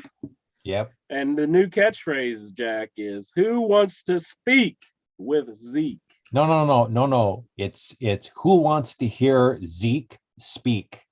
Who wants to hear Zeke speak? Yes. Oh Hall. boy. That's a downgrade. That's a downgrade from Who Wants to Walk with Elias. It's Who Wants to Hear Zeke speak, and that sucks. This is the bad Who time. wants to jog? Who wants to jog with Zeke? So Bad stuff. Just they wait, the have the t-shirts will machine. be out next week. You don't think they'll be selling any of those T-shirts, Vic? They'll sell them in India. I think they'll be on. I think we'll be looking at them for $2.99 in October or something like that.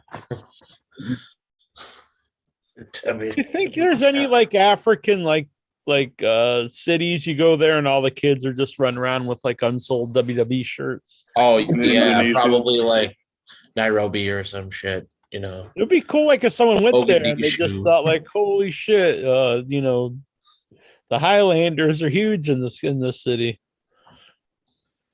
My God, there's a Jimmy Uso South shirt Africa. that says. I'm looking at the clearance, and there's a Jimmy Uso shirt that says "Right Hand Man." Oh yeah, he used to wear that. Yeah. Jimmy Yeah, Uso. that was that 316. before the other one was in the when Jay was in, or Yeah. I think that was before. Yeah, all of them Michelle was Carlisle says, I guess I didn't miss anything by missing Raw. I'm glad we got the Raw report. I know Incher told me he was loving it off the air. loving it. So Best show ever. This wasn't as entertaining as the Mr. America one with Vince. Chad Gable asks the questions. Of course, Ezekiel says, "No, my name is Ezekiel. I'm not Elias." And Chad Gable basically tells Kevin Owens he's telling the truth.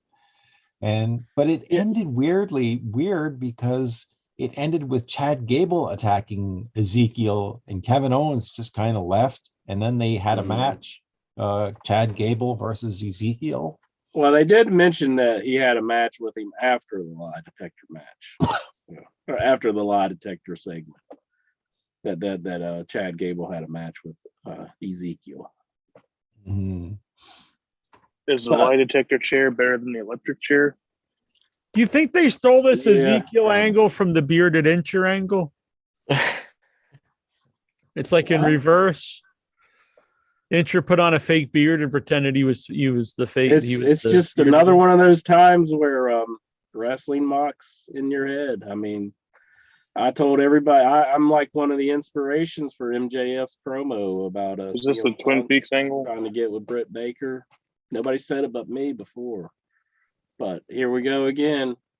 Or when Corey Graves mentioned hitting them out of the park when I was talking about Corey Graves, like teeing off on Saxton or whoever it was, that it was so hitting them out of the park. He mentioned it on Raw. They're stealing more stuff from this show. Once again, people don't like to admit it, but we run the wrestling business. Boom. The invisible right hand report. All right, Raw report. So Chad Gable and Ezekiel have a match, and it looks like Ezekiel is getting the upper hand, and he's about to finish off Chad Gable when Otis runs into the ring, attacks Ezekiel. Yeah. That's my buddy from Bob Evans. And even though Ezekiel is outmanned 2-1, 2 against 1, the Alpha Academy just bails, and they just stop, and match is over. Next up is a match yet another match that I really don't need to see again and again and again and again and again and again and again and again and again and again is RK Bro versus the Street Profits. I've seen this match enough times. I don't need to see it anymore. The best of 73 series. But this was them getting their comeuppance here 10,073 by tricking RKO with the theme for the other group, the Usos. Yes. And then they won the match. Distraction by theme song. They beat the champs, Jack. They beat the champs. So that means they're the new champions? No. Non-title match. Non-title match. Yeah. Next up, pardon Patrick me Al if says I Chad digress. Gable is annoying. Yeah. Well, But he's part- shush. Shoosh. If everybody out there thinks that Chad Gable is annoying, you agree with us here on In Your Head, you like our takes, you need to hit the like button on. Subscribe. As the kids say, Yeah. smash the like button. I don't say smash because I don't have Smash any it ill with his will ass. towards the like button. Like the You can Pixar light bulb. gently tap it. It'll be fine Hey. with that. I say, smash that bitch. Yeah, What smash does the it. like button do to you, Jack? Pin the like button. Don't pin the Smash that bitch. Oh, no. Subscribe and share it out to everybody. in the Boom. universe. Hell yeah, do it up. Share it out. So, hey, you get to hear this interview with Brian R. Solomon. You get to hear these guys talk about Battle of the Belts. And you get to hear the Raw Report. And in another hour, we'll get to these questions. I got to go to Be bed here first. till 6 a.m. Okay. So let me run through Let's this do the Raw report. questions and then we'll get back to the Raw Report. No, I'll leave you hanging with this if you don't. Um, You do what we Next say, up. boy. Oh my. He's got his knife out there, Steve. All right, go on, Raw Report. Don't let I him. have a severe criticism about the next segment was Edge and Damian Priest cutting a promo. I love it. Edge is trying to be this dark, evil kind of character now, but he's still cutting the same old Edge type promos where he's like Very talking a wordy. mile a minute. He really needs to slow down if he's going to try and use some That's inspiration. what happens when Arn Anderson left. They ain't got nobody to tell him to slow down, kid. Yeah, Stop hot dogging it out there. See? even on your promos.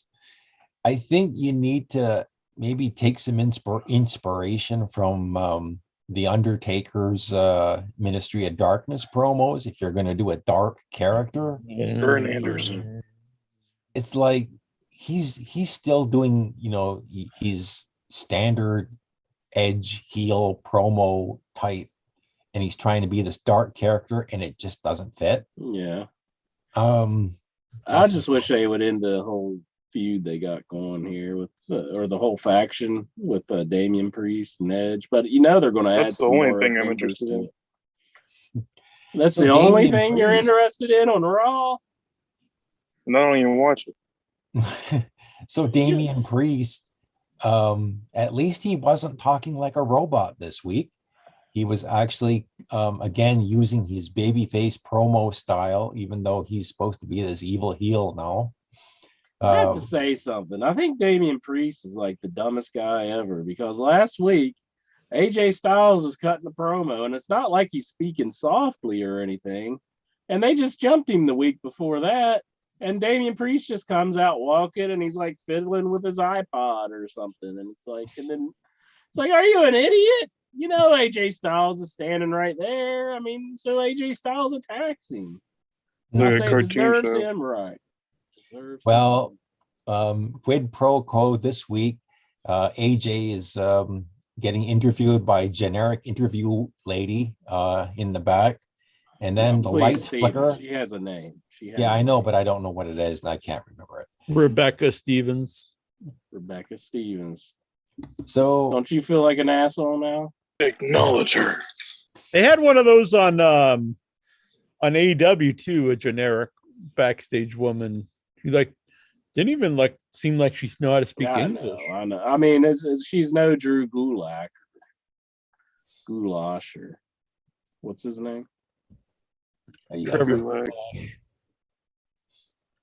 So AJ sees the lights flickering and basically tells generic girl to go away. And then Edge and Damian Priest, who are probably standing like a few feet from him, just attack him in the locker room. You beat that shit down. Beat him down. Yeah. Yeah. Deserves that. You Up dog next. him. You don't that let ass! him breathe. Up next, They're doing like this teleporting bullshit though. It's so stupid. I What? hate it. They're teleporting because they're vampires. Are you serious? Who's We're vampire? wrestling vampires. Arr. There's Hey, vampire. I like the brew. Wrestling vampires. Eee. Who are the vampires? Damian Priest and Edge are vampires. Yeah, I think Even Well, that would Ed be better was. than the crap they're doing right now. I think that's what it's heading towards. Is what I'm saying. I could be wrong. Confused.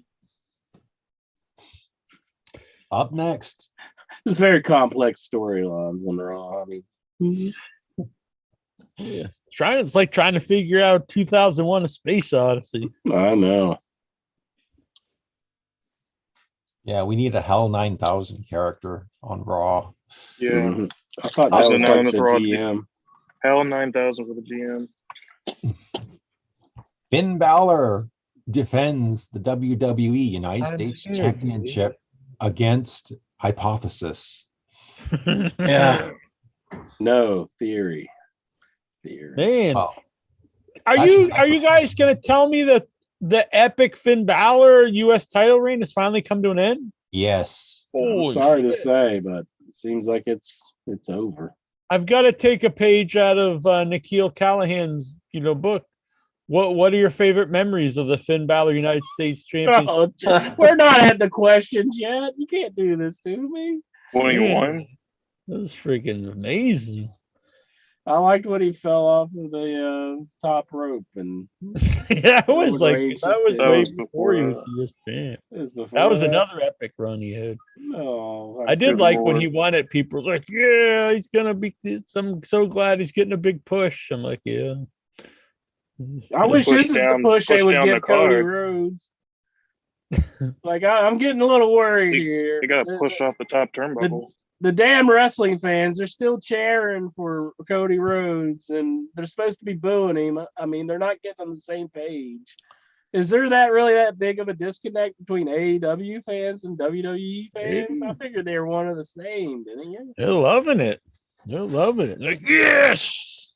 I wish they weren't loving it. Loving it. I think he deserves to get some boos. I They're agree, but- cheering for him. They're McLovin it. I think it's he's the big deal. He's the next thing. We're entering the new era. It's like Stone Cold or The Rock or Hogan. It's the He was Cody. my hero. Mm-hmm. I think they need to boo him. Just boo him.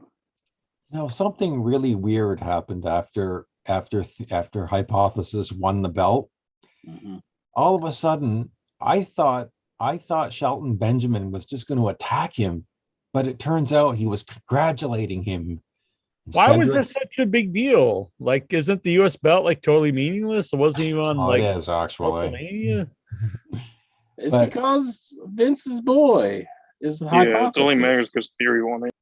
Yeah, but it's just like they don't push it at all. Then like every few years of like, oh, it's a big deal again. And then people get kind of excited, and then It's like in when Lex Luger won in by a couple countout. months again, it'll just be nothing. Oh, kind of, yeah. So I mean, if they really got behind the belts and made him popular, I'd be excited. But like, I just known from the last 20 years, that's probably not what's gonna happen. I So- thought I did think Finn did a solid job of doing his job, Doing the job. but it's a shame. But so the locker was- room. I The just saw locker a picture room. with Commander Aziz holding him up, and some guy who I don't know who it was. Someone told me it was like T-Bone or something. I think T-Bar. Maze. T-Bar, no, that Cedric. was Divakovic or whatever, T-Bar, Yeah. or one of the two. Dive and Dijak. I was hoping this was like a new faction. Commander Aziz, Theory, and T-Bone. and Hoo-Ha Nation, whatever his name is again, I can never remember it. Apollo Cruz. Apollo Cruz was out there too. So yeah, so you had all these people celebrating, and then no chance. That's what you've got. Vince comes out. No chance in hell. No katana chance. So Vince comes out, and Hypothesis is all happy. He gets his belt. He gets out of the ring. He runs up to Vince and takes a selfie with Vince McMahon. So he's still taking selfies even when he's like the Yeah. champ. This is like for all the things that kids like. They like for a wrestler to They take like selfies of selfies? themselves. He Yeah. took Is he gonna start watching like internet porn during the show? Oh was it? man, Jonathan Jackson bringing some life to the show. This is what he was doing. He's been doing this ever since Theory won the title. He's so happy with Theory winning the title. He took that WCW manager's gimmick. It's like, I'm so happy, but what's that Hell happy yeah. song? I fucking hate that song. Oh, For real. My brother loves it. the Nirvana song. No, not Nirvana song. The- Smells like Teen Happy. You're talking about the Pharrell. Cause I'm happy. Yeah, Like he- a room without a roof and all Shinsuke that. Nakamura and Nakata dance that You song. want a room without a roof, you get wet and stuff. I know. Makes sense. I like my rooms to have roofs. Yeah, if I was down without a Or roof, I'd floor. be freezing, and then like the rain would go over my laptop at times. I'd be covered in snow. It don't make no Yeah. sense. But you'd be happy. I don't think I'd be happy. How would you sleep? Fucking, you want shelter. That's one of the necessities of life. When I was a little kid, we're taught the necessities of life. You need water and food, and you need shelter. And happiness. Clothes, I think. Sustenance. All right. Fuck it. All right. All right. Raw without a roof The highlight of the night was It's Commander. time. What's up? It's time for the commitment ceremony. The what? What the hell's happening? The double Commitment. commitment ceremony, presided over by R-Truth. Oh God. Tozawa People still Getting find married. him funny. getting married to Mina, and Dana Brooke getting married to Reggie. Yep. So we get this, and what you'll notice, I guess, because the locker rooms, the rosters are so thin, that you'll notice who came down to the ring and was a part of this was the women's tag champions, Sasha and Naomi. were there in the Boss back. glow. And Just let your boss glow. I think Nikki was there too in the back. I think she was standing way in the back, and there was another guy there. It might have been T-Bar. I'm not, or it could have been. There was some other big tall guy who's, and anyway, they were all in the back anyway. It was R-Truth presiding over this. And he keeps calling Dana Brooks until finally Dana just corrects him. But it was just him kind of going on and on and on. And then they finally exchanged the vows or the whatever. But then Reggie decides to win the 24/7 title. I guess there was a referee there somewhere, and he pins his wife now and wins the belt. And then Tamina pins him, and then Tozawa pins Tamina, and then Dana Brooke, I think she was the one who flew off the top turnbuckle and pinned Tozawa to win the belt back. Yeah. Why do we gotta have that? I don't know. This wasn't that funny. I thought some of the stuff leading into it was kind of funny, but this one was just kind of Oh, just wait until Cody Rhodes gets his turn. with the 24/7 belt. That's what he's gonna take back to AEW. Oh no, that'll be awful. Poor AEW. Anyway, that ate up a lot of television time. Yeah, it did. It did. Maybe too much. Next up, I think that was the goal of the entire segment. Let's just eat up some television time. Get these people on television. Bobby Lashley cut a promo. I think it was a backstage promo. And then we're finally come to the main event. Cody comes out, And then Seth comes out and he introduces the mystery opponent. Turns out to be Kevin Owens. So we get Cody Rhodes versus Kevin Owens. Mhm. Now, on paper, this sounds like a pretty good match. And they were pretty good working back and forth with each other. That's Jack's favorite wrestler behind him. Are we trying to get big in the India market? I don't think that's gonna work. Wishing heads. Patrick Howell says Jonathan Jackson is an immature, childish adult. And he will How not dare you. stand for it. I do not acknowledge you, Patrick Howell. Whoa, no acknowledgement. Is this a JJ Jeff? What? I think that's his theme. We're gonna get kicked off the internet. Is he related to Tiger G? I think so. All right, I'm sorry. Raw report. So this was a pretty good match, but it had a here's another main event with a very bizarre ending. It's like Yeah. Kevin Owens just gets fed up and just decides he's gonna walk. Well, what happened was Seth Rollins said, "Get in there, you fat ass." Whoa! I was like, that is not nice. I Seth don't Rollins. think you need to use that kind of language. I'm sure. That's what Seth Rollins said. It's not my words. He called Kevin Owens a fat ass. And Whoa! Kevin Owens walked out after that. Body shaming. He should be canceled. Canceled. Cancel him so we ain't got to see any more of this character.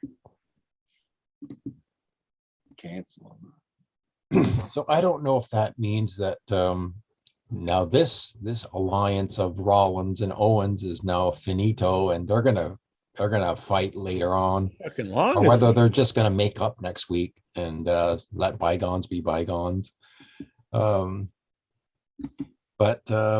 Yeah, that was weird. Raw just kind of ended on a weird note. After a halfway decent main event, it just ends on a weird note. There's the book. Everybody's got to go buy it. Heck yeah. Hey. What? I was just mad during that Cody Rhodes match because people weren't booing him. When are they going to start booing him, Jack? Tomorrow. I think 6 weeks. I think it'll be a little bit longer than you expect. But I do think they'll eventually will turn on him. Can't wait. They'll turn on him, and then when he wins the world title, they'll chant, "You deserve it." Actually, probably they'll put the belt on him after they turn on him. Yeah. Probably like a year after the fans stop caring for him. That's when he gets the big push and wins the belt. You don't think he's getting it this year? Now. So maybe a year. I think they'll lose interest by the end of this year, and then he'll win the title next year. He'll win the Royal Rumble. Mm-hmm. Or he'll just out of the blue, he'll win the belt. That's usually what happens. He'll kind of go on a losing streak, and then he'll just become champ. A losing streak. He's going undefeated until he gets the belt. You think so? Honestly, if you really want to push the dude, that's the way to do it. And then after that, he'll lose every match. That's possible too. But I mean, look, I'm going to be honest. If you're going to do it, go for it. Do it up. Shit or off the pot. Exactly. If they deem this is the guy, do it. If they need new stars, so try it out and see. Exactly. Well, I hate to review and run, folks, but it's past my bedtime. Good night, old man. Oh man. Yeah. That's the thanks you get for doing the Raw report. God, I mean, that's not a make. That's what's wrong with that. He said, "Good night, old unathletic man." Wow. Oh no, man, you got to agree with me there, Jonathan Jackson. All right, Steve. Have a good rest of the show. Good night, Night, Stevie. night, Steven. Stevie. Thank you for Stevie. doing the draw report. You still got it. Clap, clap, clappy, clap. He left before I even said thanked him for doing the draw report. Fuck that bitch. Dick the Bruiser. That's the king of rock and roll right there. Mm-hmm. All right. What do you think? Question time? Question time, Jack. Question time. Well, before we get to that, there was a story going out there that Michael Hayes. I gotta find the actual story here. Something about Michael Hayes, like, was going to be world champ in WWE or something. He messed it up for himself.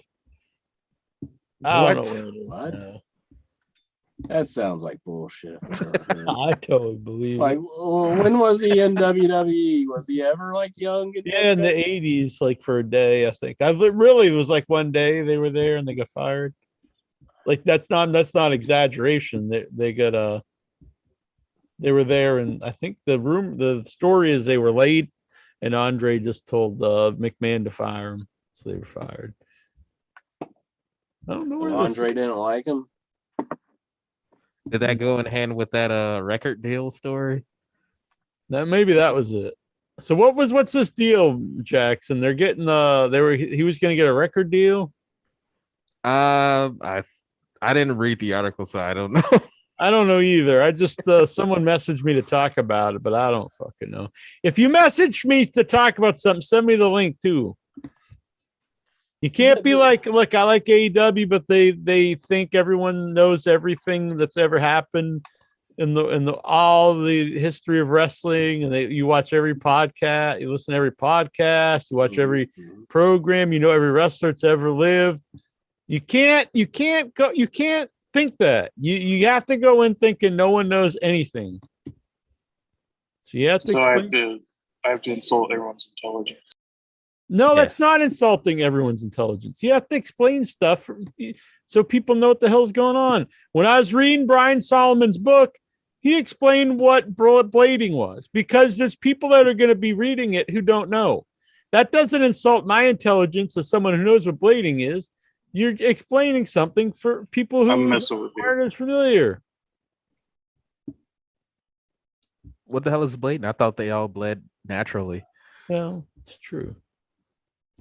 You got to go ask Mama Jackson and Papa Jackson about the birds, bees, and blading. And the butcher. Patrick Al's got a question here. Bees blade the birds, and that's how he wants to know who wants Christian Cage back in WWE.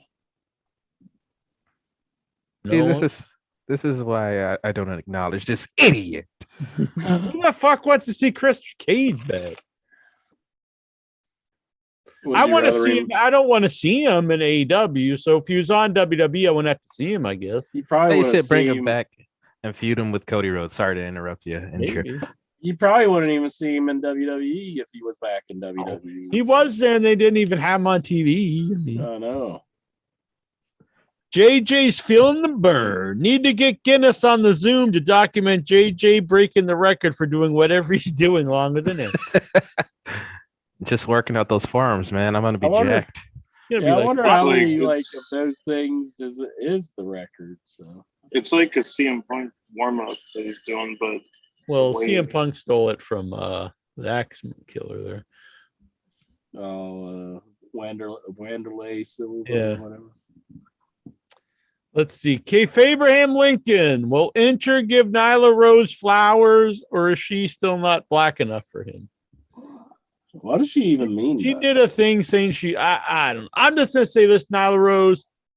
I actually think she's got talent and some charisma stuff, but work on being better as a wrestler. Work on your cardio so you don't blow up, and forget all this other bullshit. Just work on becoming a good wrestler. In all honesty, I think she gets a little bit of the boo-boo face where she ain't winning the match. She ain't going out there and putting her best effort.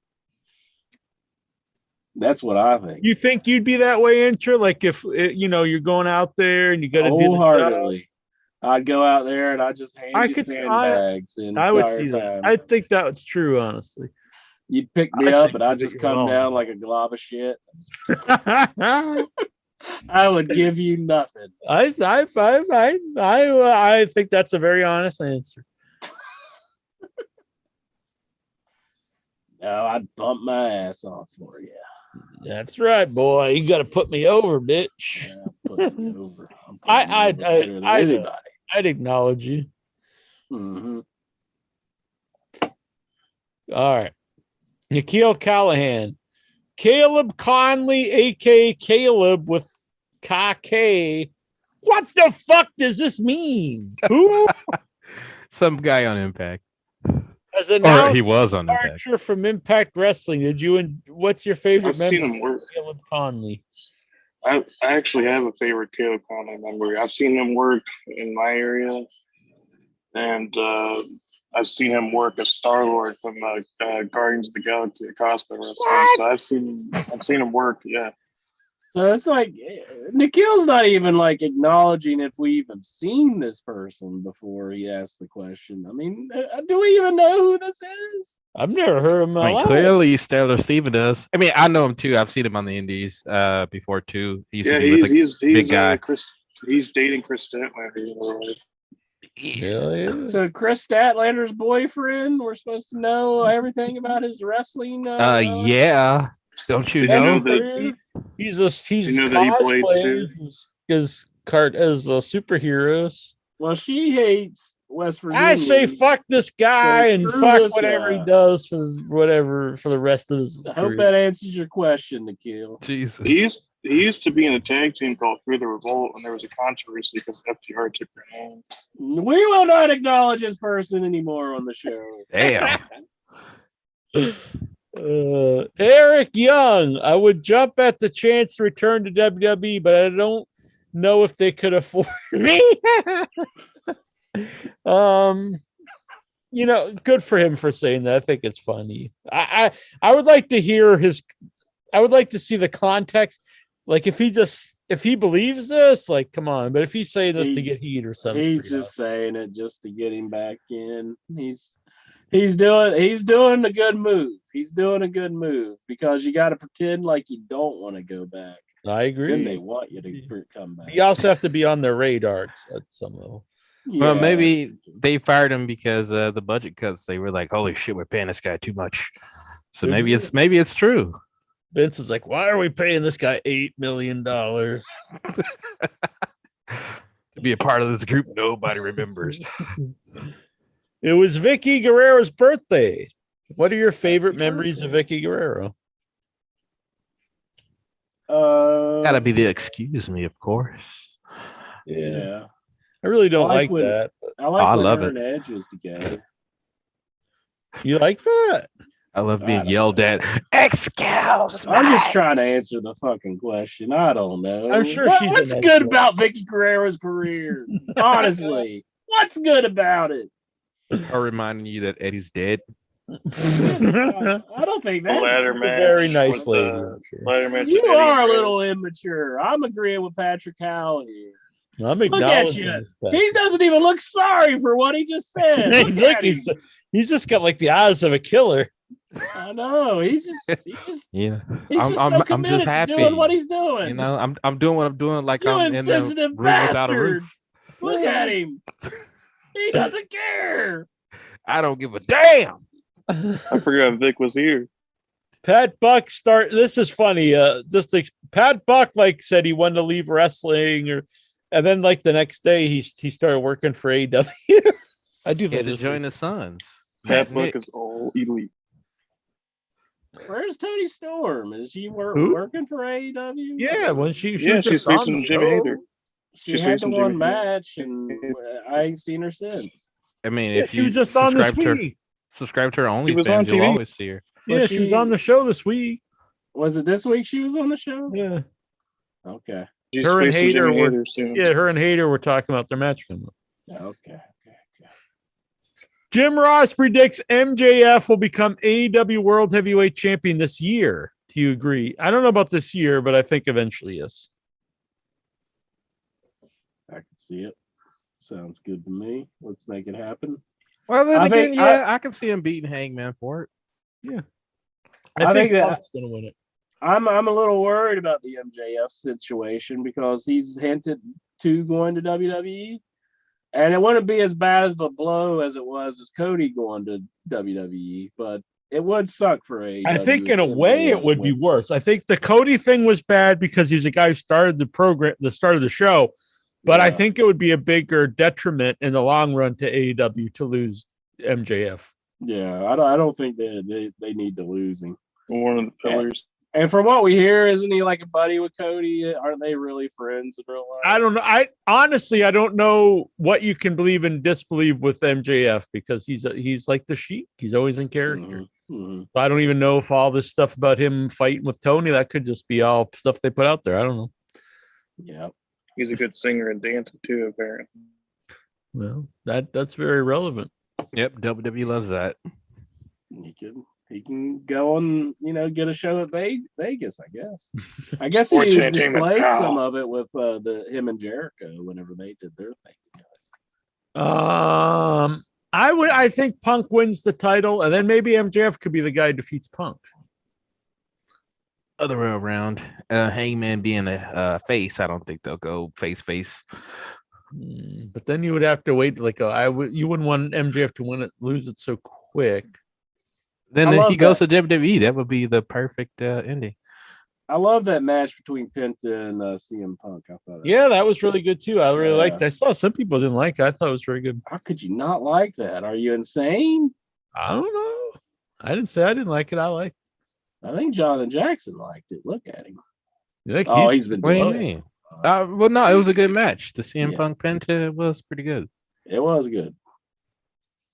Kushida has left WWE. What is your favorite memory of Kushida?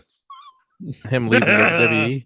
His New Japan You career. can't tell me these are serious questions, honestly. Come on now. So you're trying to tell me you don't know Kushida or Caleb with the K? Hey, but Kushida. I know who Kushida is. I don't remember much of him in WWE. He was in NXT, and I don't even think he had very long run, like anything in NXT. I don't even understand why they took him away from New Japan. They should have just left him there. They did not use him at all. I used him. He was on 205 Live like for a I million think matches. Triple H Who probably watches wanted him. 205 Live, honestly. I mean, you got to be like, I think Jimmy Jam would even skip 205 Live. No, I don't want to watch that. The WWE NXT 2.0 duo of Grayson Waller and Sanga is over already. What are your favorite memories of Grayson Waller? God. Not Sanga. Isn't that like a diet soda? Wanna Oh, Sanga? Don't you gosh. wanna? Cody Rhodes admits his AEW World Title ban was a mistake. I'm gonna say this: I do get sick of every time Cody speaks. It's like a giant headline in every news thing. Mhm. Like Cody says he ate pancakes. Like okay, but What does Corey Taylor think about this? WWE's Cody Rhodes regrets banning himself from challenging for the AEW World Title. Do you agree? Yeah. Yeah, I agree. But from what I understand, it was his idea. He would have just left for WWE anyway, though. If this was his plan all along, so fuck him. Come on, it's wrestling. You Yeah. could have just wrote your way out of it. It's not like Yeah, it's like in you stone. don't have to do it. I mean, they break rules all the time in Yeah, wrestling. you could have got around it. Somebody could have turned heel and A contract No. clause. He'll never all turn different heel. ways. He could have won some kind of thingamajig, or you could have had another MJF feud, and the only way for him to agree to do it is if that stipulation could possibly be withdrawn, and maybe Flipped it. he'd have to Yeah. completely retire if he lost. I don't know this. He could write whatever you want. But then he'd be a liar if he did that. No, because it wouldn't be a liar because he would have won it back. Maybe Cody went up to Tony Khan and he's like, I think we should try to work a way out of this storyline where I can't win Maybe the it's belt. true. And Tony just looked at him and was like, no, you can never have the belt, Cody Rhodes. And I'm not going to pay you as much as CM Punk either. Just What for do you think asking about me that, he To just be says, "I'm perfectly docking it." honest, right? Like when Cody was still here, let's say Cody didn't leave. Like, where would you honestly put him on? Like, okay, who's going to dethrone Paige? Where would Cody be on that list? Like, I would definitely have Punk above him. I would have MJF above him. I've had Wardlow above him. I'd have Daniel Bryan above him. Like, I mean, Gage. Well, I would say he I was wouldn't have definitely Cody in the like mix. like maybe Cody a match for the title, but I wouldn't be like, well, we really got to put the belt on Cody. Well, I think he would have been in the mix though if he was still with Sure. AEW. But I'm just saying, think- I wouldn't have. I put mean, he the was belt on getting right a now. terrible response from the crowd. I mean, you really couldn't. do If much you with made him it. heel, he would have been a big time heel, and then maybe put the I belt. think, yeah, They that's would what have cheered should him then. Oh, eventually. But Jack Evans has announced his contract is expiring at the end of April and won't be re-signed. Favorite memories of Jack Evans as part of TH2. Oh, I got the Hardy answer to that. Hardy family stuff is just the absolute drizzling shits. I'm sorry. It's just He was a awful. part of the Hardy. Oh, yeah, that's right. He was. He was Yeah. like one of the first. I like Jack Evans, but the I don't think that, and I even think the team, like, they wrestled well, but it never clicked. I don't know. It just didn't work. Probably use better Lucha Underground. The Angelico dance is pretty cool. Yeah, It is cool. that's what I had to show. He was in a Wrestling Society. This is my act, I believe. favorite thing about Jack Oh Evans. man, you're out of the Guinness Book of World Records now, but Oh shit! Why'd I stop? He did stop. See? I like Jack Evans. I didn't say I hate him. I'm just being honest here that the team never really clicked in the company. Yeah. But it's also a thing where Most they just got too underrated. many freaking people. I mean, they got like tons of people in that company. Yeah, I don't dislike him, but I mean, honestly, did they warrant a big push? I mean, the crowd was never really into it. If they had a That's all I'm saying. cruiserweight division, he would have been. No, that fuck guy. no, 1,000 times for many reasons. One, it's a total. You can't do cruiserweight divisions in modern wrestling. It's stupid because all the wrestlers work the same style. They're all small guys, so it's stupid. You also automatically tell most of the audience that they're not as important as the heavyweights. Also, it would make no sense in AEW. He's probably on the bigger side. Well, I Yeah, he's like probably New 90% Japan of and the the roster. division. No. Yeah, give him definitely an not. X division. That's what they need. No, definitely do not. Or a Everyone 24/7 works- title. Everyone They works need that something style in the company anyway. Maybe if they had a cruiser division, but it was No. really a midget division. Okay, I'm good. I'm good with midgets. Just like, But you know, you this is our couldn't call cruiserweight. midgets today. So- The guy from Game of Thrones will be pissed. So Then it would Brian make the Cage other wins the stars title. look bigger than life, Peter and Dinklage. then you'd have the midgets, you know. But they're I always cruiserweight. thought it would be good if you had just a guy like, because we've had the guys like, Santino try to become get in the women's division.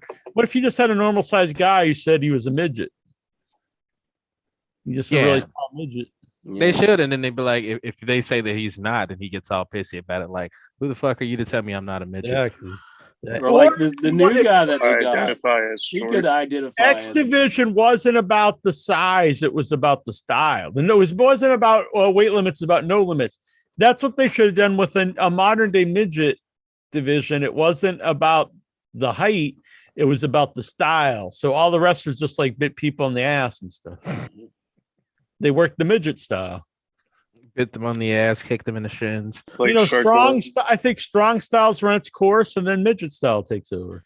Did you agree with Swoggle on that whole thing where he was upset because he wasn't going to get like a role in Snow White because Peter Dinklage kind of? I think both. I think Peter Dinklage was like his heart was probably in the right place, but what he said didn't make a lot of sense because the dwarves don't live in a cave. He acted like they were like monsters or something in the movie. Yeah. And, they're actually like the heroes of the story. Yeah. I mean, yeah, and they're not presented as little people. They're presented as dwarves, as dwarf. Yeah, mythical yeah. beings.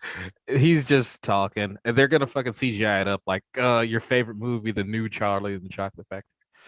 Mhm. Like Deep Roy. I But did if think, though, they need a I bet a dwarf, lot. I I'm bet a up lot for of real midgets were upset when Lord of the Rings came out and they just used regular size actors. it. Yeah, really. See, I want to be a regular size actor in the Snow White, so I could be like Dopey or something, or You or make a good sneezy, dopey. or angry, Rammstein did the best Snow White movie. or what is it? Grumpy? Did I be a grumpy? Yeah, you're kind of all of them at different times.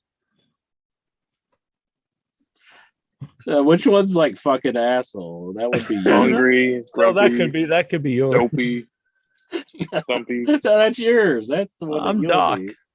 You're fucking asshole. That's the H dwarf, fucking asshole. What's this bitch doing in our cottage? Get the fuck out of here, you whore. Peter Dinklage is not gonna like this. For Fightful Select, WWE Oh, what's has your name? I'm fucking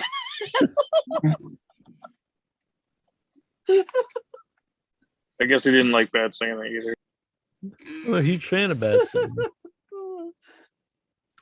Per Fightful Select, WWE has at least expressed an interest in internal interest in bringing in FTR, One Stacks, Harwood, and Cash Wheeler's contracts with All Elite Wrestling Spire. I mean, if they offer him giant money and they want to, but I can't imagine them going back. And let's say they did, like, what are they going to do? They're going to be, they'll come back. They'll be in one hot feud. And then, like, the tag belts are meaningless again. I mean, Yeah, didn't Dax Harwood have that story about like Shawn Michaels fucking making fun of him? Like, Yeah. this asshole. Ha, ha, ha. How I can't have no anger for this man. Yeah, that story was kind of boring, but If you really did push like the tags, but I mean, they just never are. I can see why they're friends with Edge, because it seems like whenever they open their mouths outside of like the wrestling business, they're really annoying. So they If don't that need. happened to you, though, you wouldn't be happy either. I'd fucking be like, I need to pay my dues. He's the veteran here. Lying bitch. You still talk about I'm Ric like, Flair not motherfucker. looking up when he signed in your autograph, and these guys are like, Me? I never said that. LA Knight announced his Knight model management before what? Yeah. Knight model management. He renamed Mace Face. Who else would you like to see in this group? Dude, we don't watch NXT. Put Theory in it. We Let's don't give even him get another a It reason. was. NXT It wasn't even on report. NXT. It was a main SmackDown. event. It was a main event dark match. Oh yeah, like we're watching main event. He's gonna have a faction on main event. He should fucking No, quit. I love this guy. I love him. I in think it was a Impact. dark. I mean, seriously, he should have went to AEW for Christ's sakes. He is a great talker. I don't understand why Well, they're maybe not he's using gonna him. come up to the main roster. Him and Mace. Well, ACB. they need to do something with him. I think he's a great talent, but they're just wasting. Maybe him. they're thinking, you know what? We'll just have him as the manager of Face. Yep. All he has to do is cut his hair and He'll be the new Budge or whatever. His Yeah. rival's heel. Stop with all that crap. Make him a wrestler for Christ's sakes. He's good. Yeah, Stop what's wrong giving with us Dio crap, Head? WWE. He's good. Start Nikhil pushing people says- we actually want to see. I never want to see old man Suzuki on AEW TV again. He's off. Screw Nikhil. I will admit I agree with him, but I also do think that match was fun. But I don't want to ever see the man again. Let him go out on a high note. I'm like, all right, that was cool. So you don't think he can ever come back on the television and do anything? I don't want to see it. I just see You him come just don't out. wanna He looks admit like he just got off the cheese bus. He wasn't on the cheese bus. Well, he's got like, who has their hair like that unless they're, got something wrong with them. I think all Lexar was saying was that it's the collar of the bus. I know, but I just don't want to say. He wasn't what I saying wanna it was say, the is what short I'm saying. bus. That's I what don't you're want to saying. say certain words on the internet. Oh, will we get canceled? Yeah, I said it. but it's like, I mean, it looks like he's not all there, and he's like all like old, and Words like what? Refuted? He's like, yeah, he's like Riddle. Kind of like Moving on. But I mean, I'd put him over. He had a good match. I'm just saying what I would be better. He had something good. He can go out on that. People say, hey, that was pretty cool. We don't need to see it again. The Good Brothers contracts with Impact Wrestling are set to expire in July. I'd love to see them back in AEW. Would you? Hell no. Are we still on the kills question? Yeah. The Good Brothers. Good God. The Oh Good my Brothers. God. Who cares? Estes Golden would sooner be wonders back if- in WWE. So are they not allowed to work with AEW where they're not doing stuff with Impact anymore? Like, what's the deal with that? I don't know. I can't stand those guys.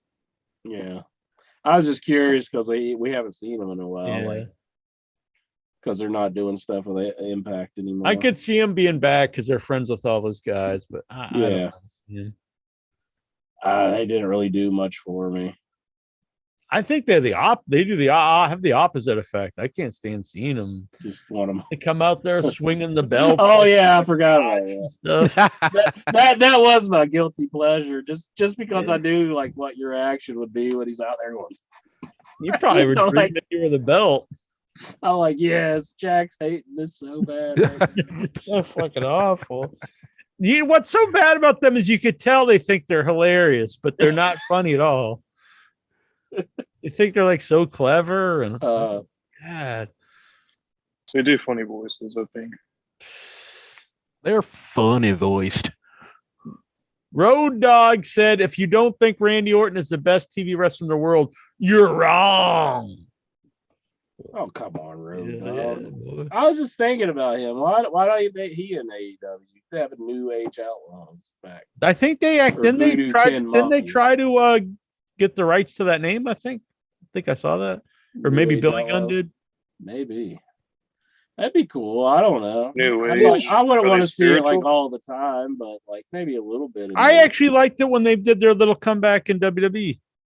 I like seeing Billy Gunn now. It's about the only time I've ever been a fan. That's why I really like him with the him and I've his seen him work indies. It's pretty entertaining. That's why I'm curious what Road Dogg would be doing in AEW.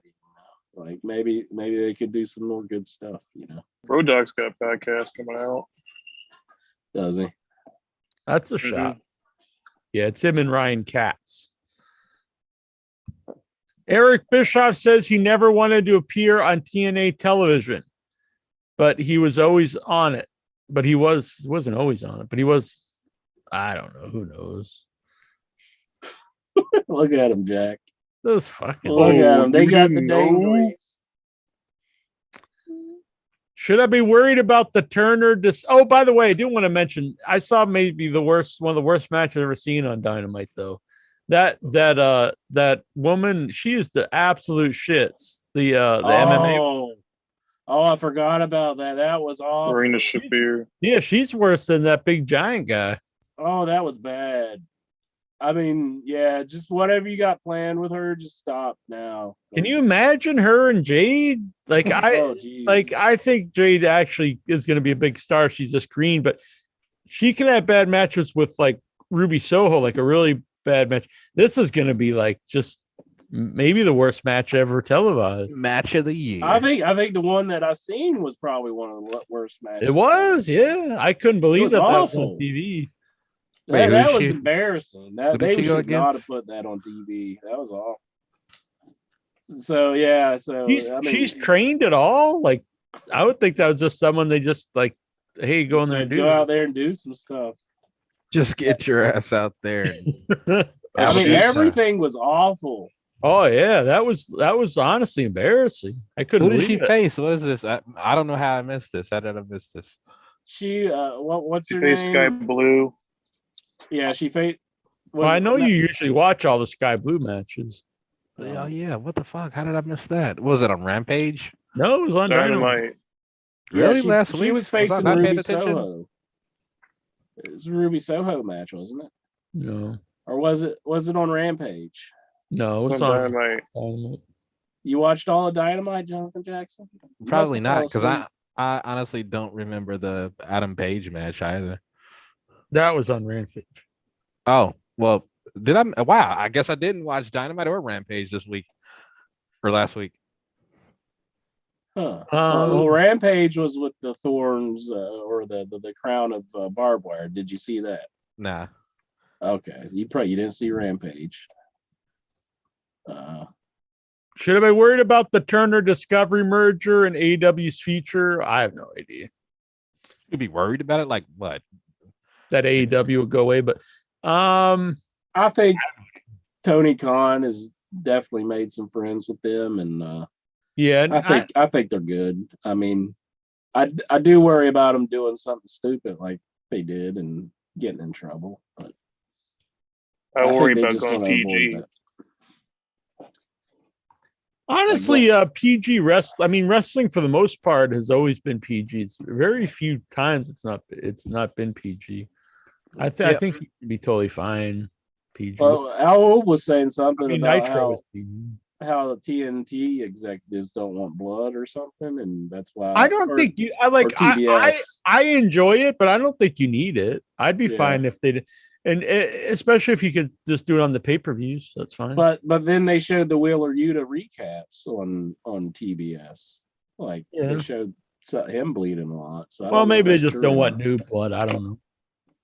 I don't Maybe know. not. I don't know. I'm fine if you. I like to see it, but I'm also fine if you don't. If they don't have blood, it's not like Mhm. I have to see these guys. Part of me has always thought like, once everyone knows it's not real, it is odd to even do it. But as a fan, I do like to see it once in a while. But Yeah. I've also loved lots of matches without blood, so I don't think you need to do it. Wait, you know what's not real?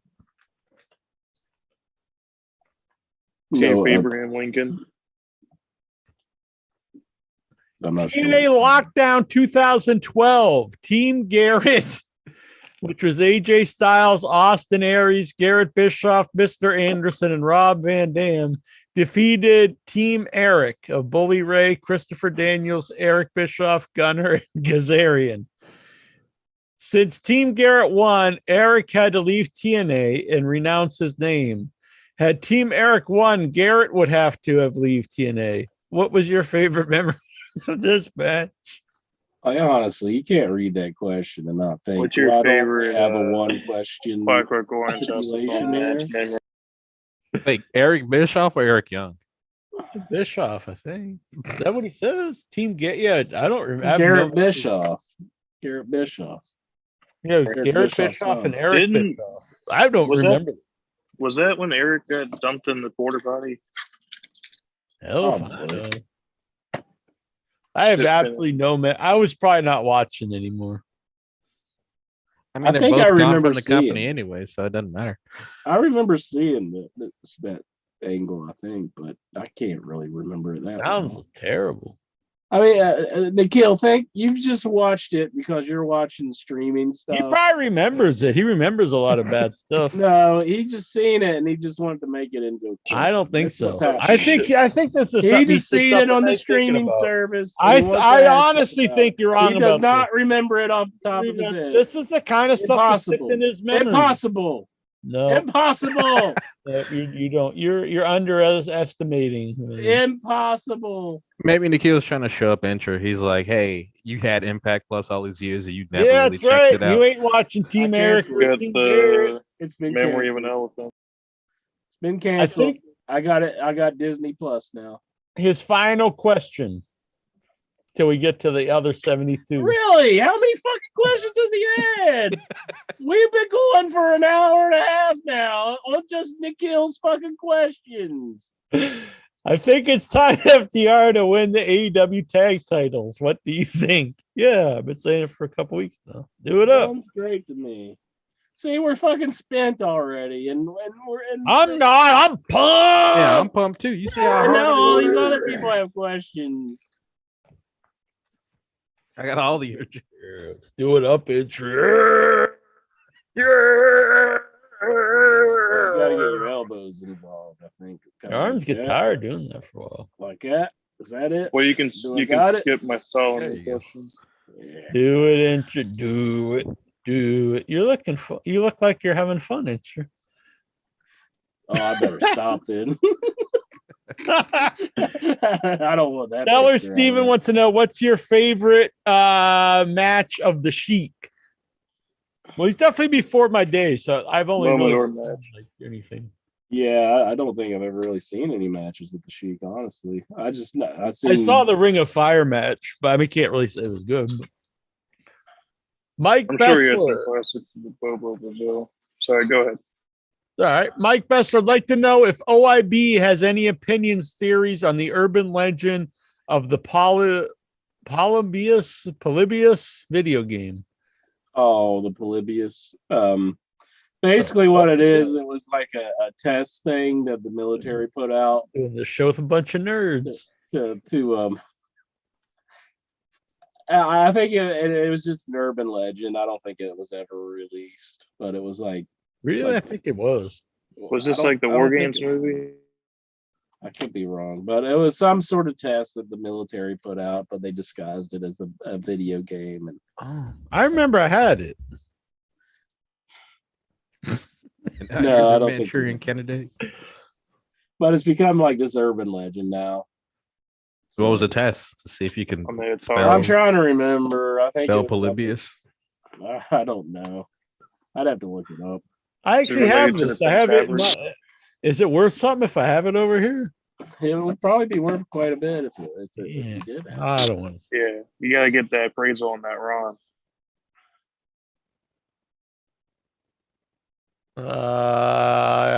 Lexar, last weekend was the start of special themed events for weekend house shows in WWE. For Saturdays, WWE is going to have Saturday night's main event, and Sunday night is labeled the Sunday Stunner. Are you intrigued? Is Stone Cold going to be there?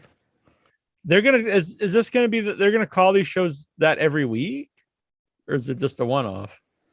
It's probably just a one-off, isn't it? I'm intrigued as fuck. The Sunday Stunner. I'm so intrigued. Sunday Stunner. Brian Cage has been labeled an average at best from the WWE. Is this fair or foul? I do kind of feel bad for Brian Cage. It's just like you can't. Yeah, I mean, he does good stuff every now and then.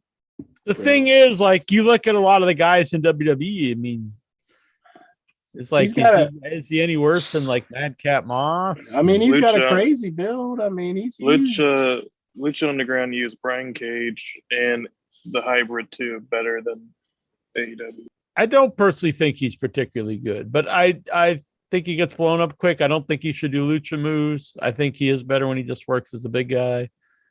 I don't think he has. He seems a little scared, intimidated when he's on camera. I don't know. I think he needs a lot of work, but I will say I did think he came off better on that Ring of Honor show when I saw him.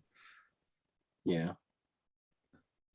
I'm rooting for the guy because he did seem like a nice guy on that dark side of the ring when he was talking about Canyon. Lexar, do you think that the pyro that is used for Cody Rhodes' entrance alone, that WWE might cut fireworks to save money? No, they'll just cut a couple wrestlers. Well, they really need to. They make record profits, but they're like, we must cut the fireworks. They'll bring Cody in for like a meeting. They're like, we gotta fire some people to keep your fireworks. Which ones do you want us to cut, Rose? Yeah, they're just asking them. So who do you want cut?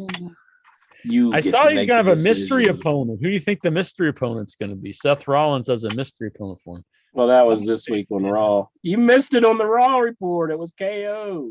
Oh. I knew that. I remember. So it wasn't Logan Paul? I pay all attention to every detail of Raw report. It's gonna be Gold Dust. I thought it was a mystery partner next week. That would be a surprise. No, that was this week. Who cares? I actually like Kevin Owens, but why is that a big mystery? It's a guy that's there every week. Yeah, it was kind of a letdown. I was like, ooh, who could it be? Oh, it's Kane. Okay. It's the Black Scorpion. Where's Punjab Singh or whatever that guy? Lexar, has Jack tried Hulk Hogan vitamins when he was a kid? I don't know. I used to actually eat Flintstones vitamins, but I don't know. I probably would have if I seen it, but I don't know if they had them anymore. The Four Horsemen had the vitamins too, I Like, believe.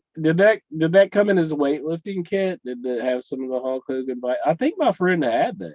If it did, I don't think the vitamins came in. I think you just The got the vitamins Sold dumbbells. with Ico Pro. This is a good question by Lexar. Do you think smartphone are more smarter than it looks? Yikes.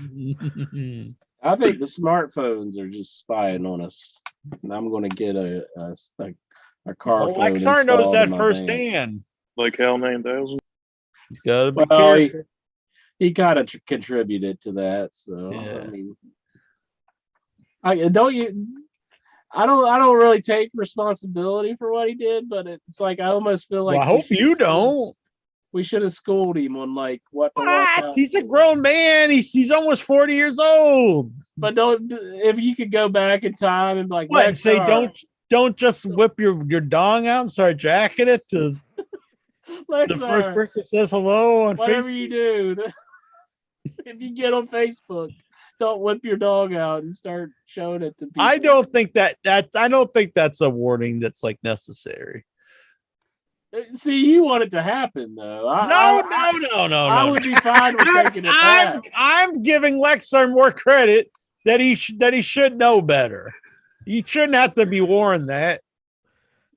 Well, you shouldn't, but I mean, I'm he calling wasn't- Ivory right now. I just in the don't right think he senses. was, aware of the ways of what could happen on Facebook if he would engage with You should people. just like that. know, like, do I know this person at all? Maybe this is not on the up and up. She might have showed him, He was like, holy shit, I could see what? It that is what I understood happened. She popped up and was talking to him. He did like a webcam, and she just started, supposedly That's a virtual Lexar. probably just it was probably just kind of like Jackson here. It's probably a video, and the video was just rubbing themselves in their nether regions. Whoa. And so he just started. He went with it.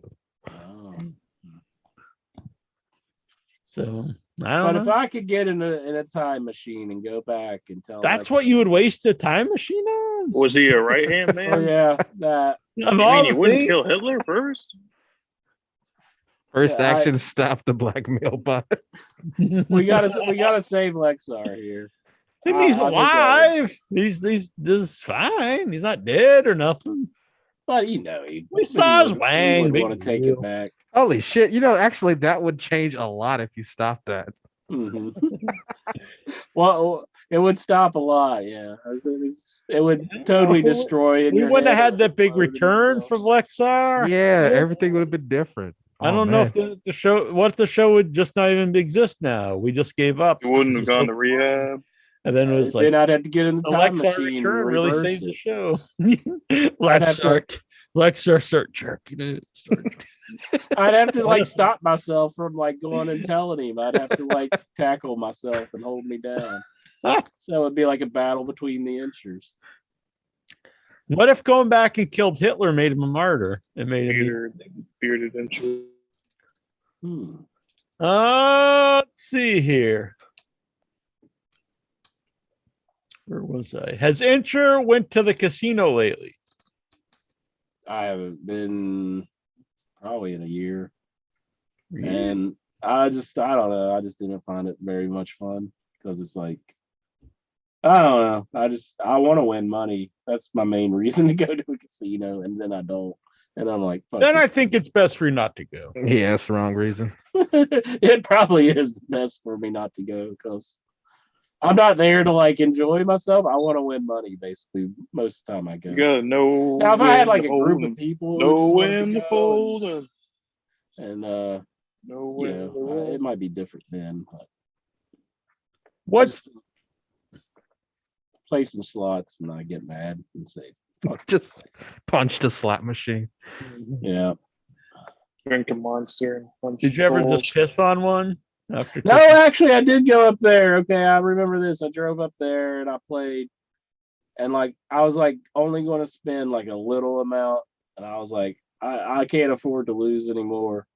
I just want to see if I can win one. And I lost really quickly. I said, oh, well, this was a waste. And I left.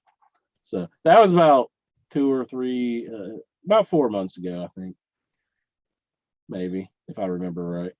Would you like to see deathmatch wrestling or live car crashes? What the hell? I don't want to see live Deathmatch wrestling. Deathmatch. Deathmatch. Deathmatch. Deathmatch. Yeah, I think that. Yeah. Who asked that question? That's Lexar. That's kind of a scary question. That's like if like a psychiatrist would hear that, they think like you're dangerous. Lexar wants to see Sonny kill a dude. Oh my goodness. I can't believe she was like up on trying and to get. Then she just on like a finger in her butthole again on OnlyFans. I mean, maybe she was trying to get some money together, but I don't know. That's terrible. That is terrible. What's the one piece of wrestling memorabilia that you want to own? One piece of wrestling memorabilia that I would want to own. Andre the Giant skeleton. Oh my goodness, Jack. Hey. Just his skull alone would be went into the oldies there. I would like to have one of Gorgeous George's robes. I think that would be cool. I know his nephew. You've had him on the show. Oh, yeah. Yeah, the Stro. The Maestro. Yeah. How about that intro? What if you own the Stros like one of his robes? He might have used one of his robes. I don't know. But I would want either a Kane mask, Undertaker gloves, or one of the Sheik or yeah. What was the last one? Sabu's hats. Oh, one of the Sheik or Sabu's hats.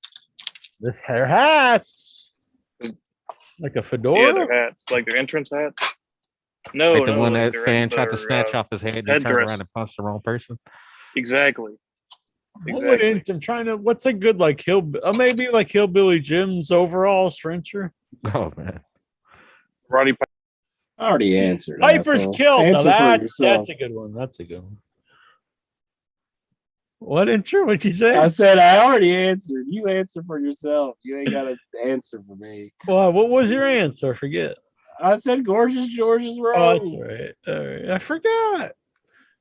Macho Man Randy Savage was valet? No. Piper's Kilt, maybe. Yeah, Piper's Kilt's a good one. That's a good one. Robert Budzinski, ever shit in the woods? I think he's asked this like 50 times. I'm not. Holy shit in the woods. Undertaker's hat.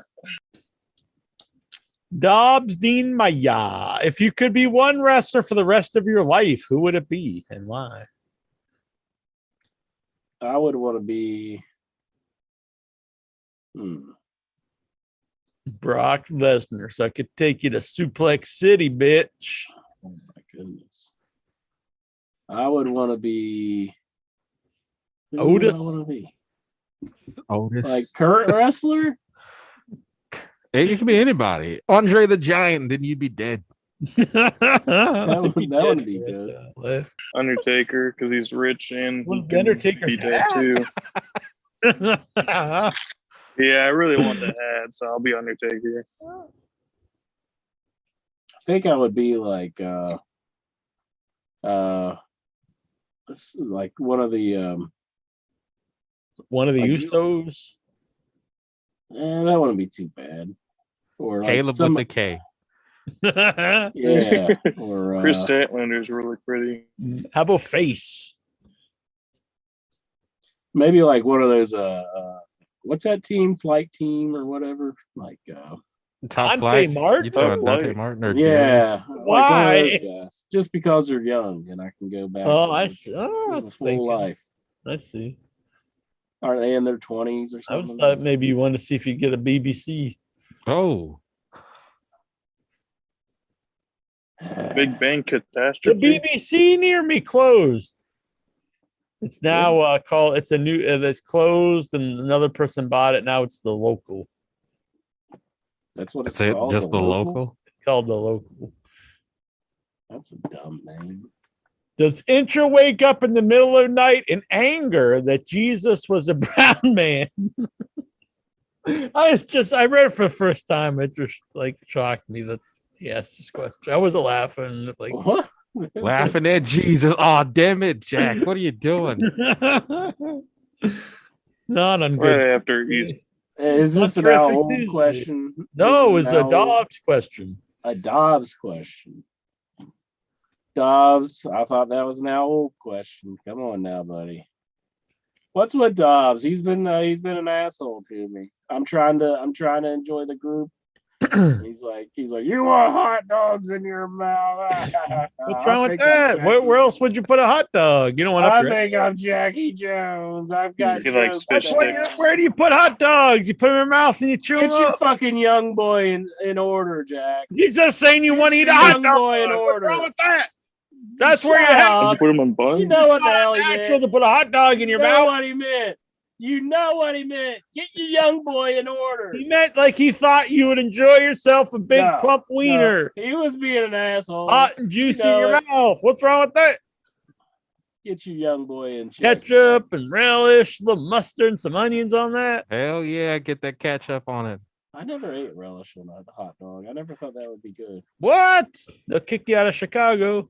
Ketchup on a Do you plump like juicy relish on a wiener. hot dog? Yeah.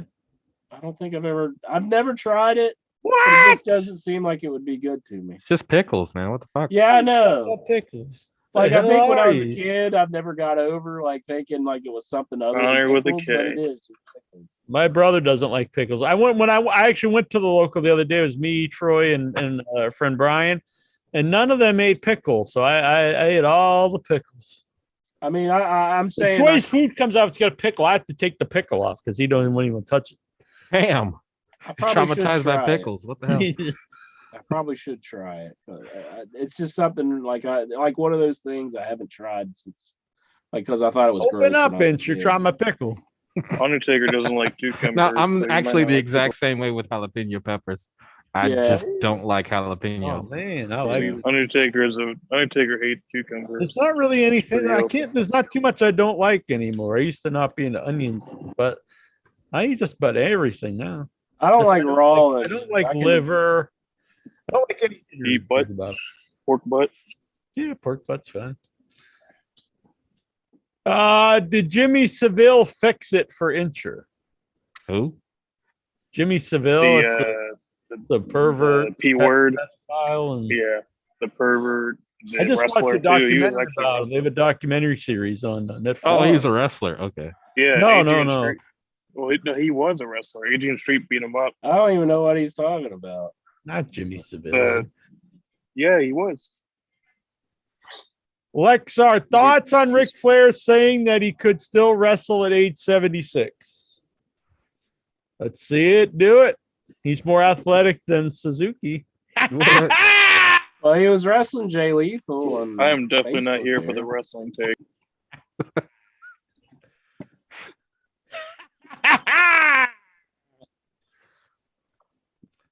Stellar Steven, thoughts on Paige now being listed as an active superstar on WWE.com?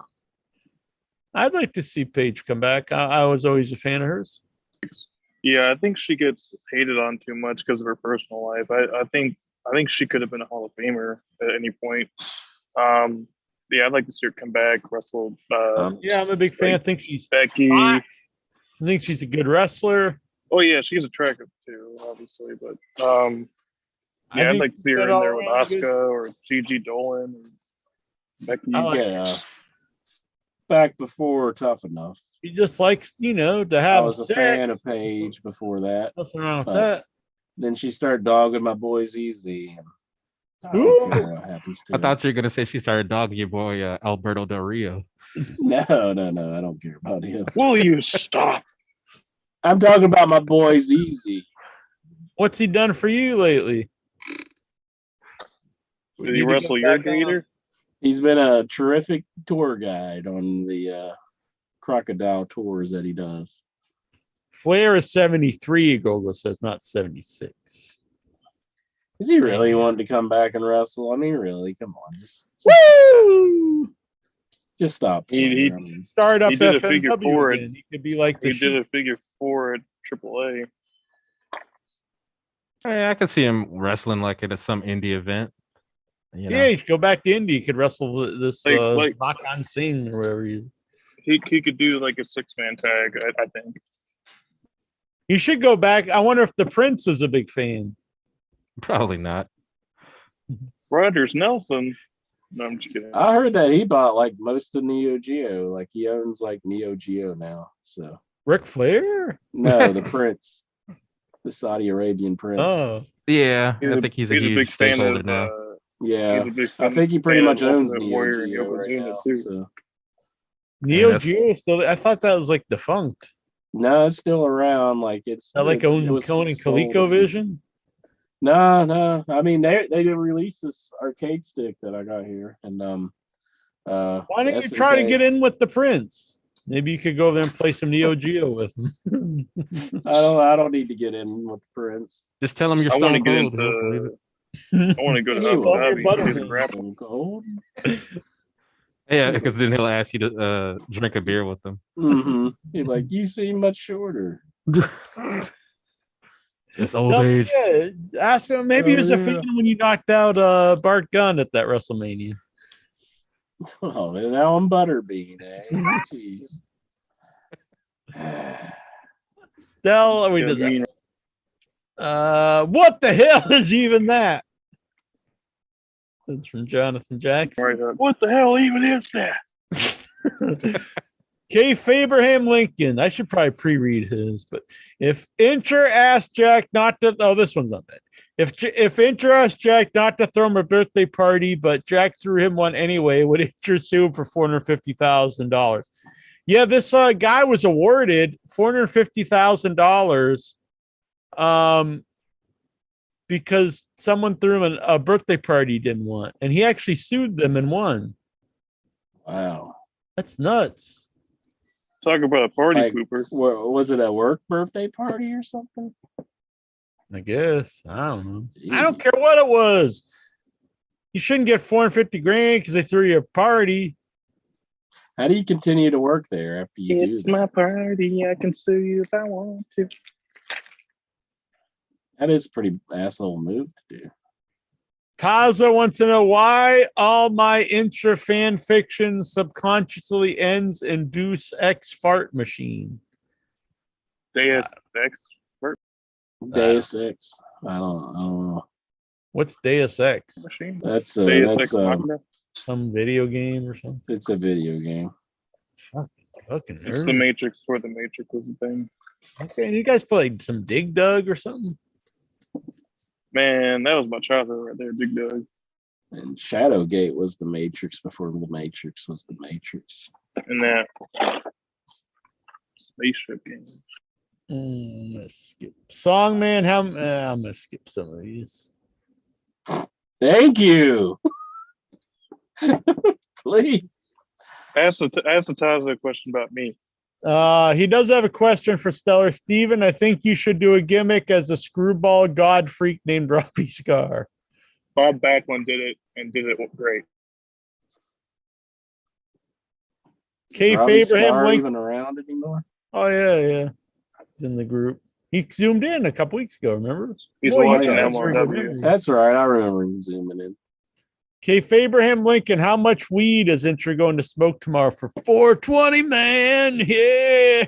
It's 420 right now. It's 420 right now on Fuck the East jokes. Yeah. Coast. None. I don't smoke weed.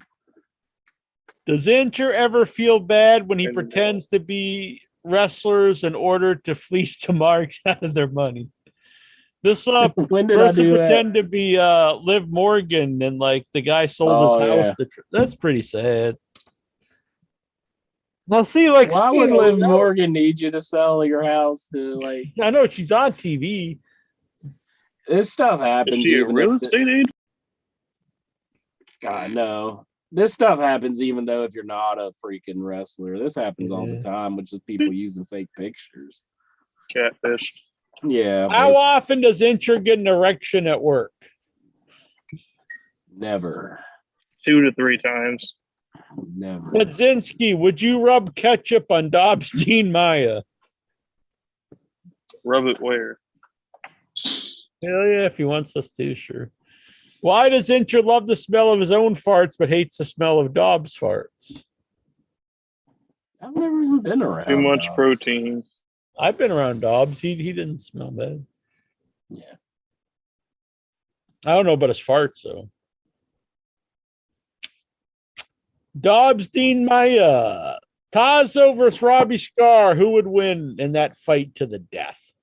Wow, that's you got two crazy motherfuckers. So If it's a street fight, Tazo. Tazo's taller. Like, Robbie's younger though. Can you actually make a contract where it's like you fight to the death and like nobody gets in trouble afterwards? What, like bum fight I don't think you contract? can. I don't think that's Bare legal. knuckle fight. Does Incher know anyone who's still? No, we don't want to ask it.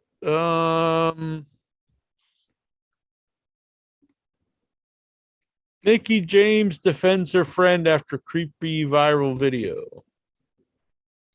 Mickey Photo. James defends her friend after creepy viral video. Eh? Just photo, not video. What is it? It was a picture of him, like her friend hugging her from behind, and everybody was giving him shit for it. So she like defended him with a long post because apparently he was donating. He was like buying items like dresses for like charities and stuff, and like apparently they were friends, and it wasn't creepy. What she was trying to say. Here's the picture. Whatever. Isn't that one of the super fans? Isn't he always sitting beside the guy with the hat? Yeah, it's a super fan basically. Yeah. Huh. She defended the guy. That's nice. That's nice Yeah, I of her. mean, you know. If people are saying he's a creep and she said he's not, so that's good of her. I respect that. Yeah. Radiohead's playing in my head. He's probably got tons of money. I Because mean, he that's goes to just all those shows. she was fine I with think that. he's a good guy. She asked for the photo with them. That's the gist of it. He's like, give me the ass, Mickey James. Give me the ass. You know how much money I have. Hardcore country. You want me to buy your Mickey dresses I've seen for her, charity? Give me that ass. Saw her do her Jake Roberts show, and she was singing at it. She's pretty good. Hardcore country. Keep it ahead high.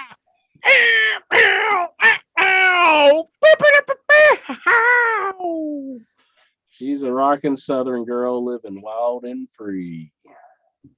Wild and young. All right, Incher, that closes the questions for the night. Mr. Jonathan Jackson lost internet connection. Big shout out to GoGo13. He's been posting a lot here. I'm sorry I missed a lot of these. Voodoo Kid Mafia reunion. He wants to see Eli Drake was great on Impact. I'm going to get your poster out soon. I need to get it signed by the police. So next time he's over, we'll sign it and send it out to you. Thank you. All righty, Incher. Thank you, sir. Boom, boom, boom. Bam, bam. Yeah, yeah, yeah. Want to fight? Want to tussle? Oh no, he wants to test his strength. You want to test his strength? Whip your ass, bitch. Pick up this shirt though. I want to get your blood on it. Whose shirt is that? Their favorite of? Kevin Kleinrock. Kevin Kleinrock. Hell yeah. All right. So what do you think? Get your time to get.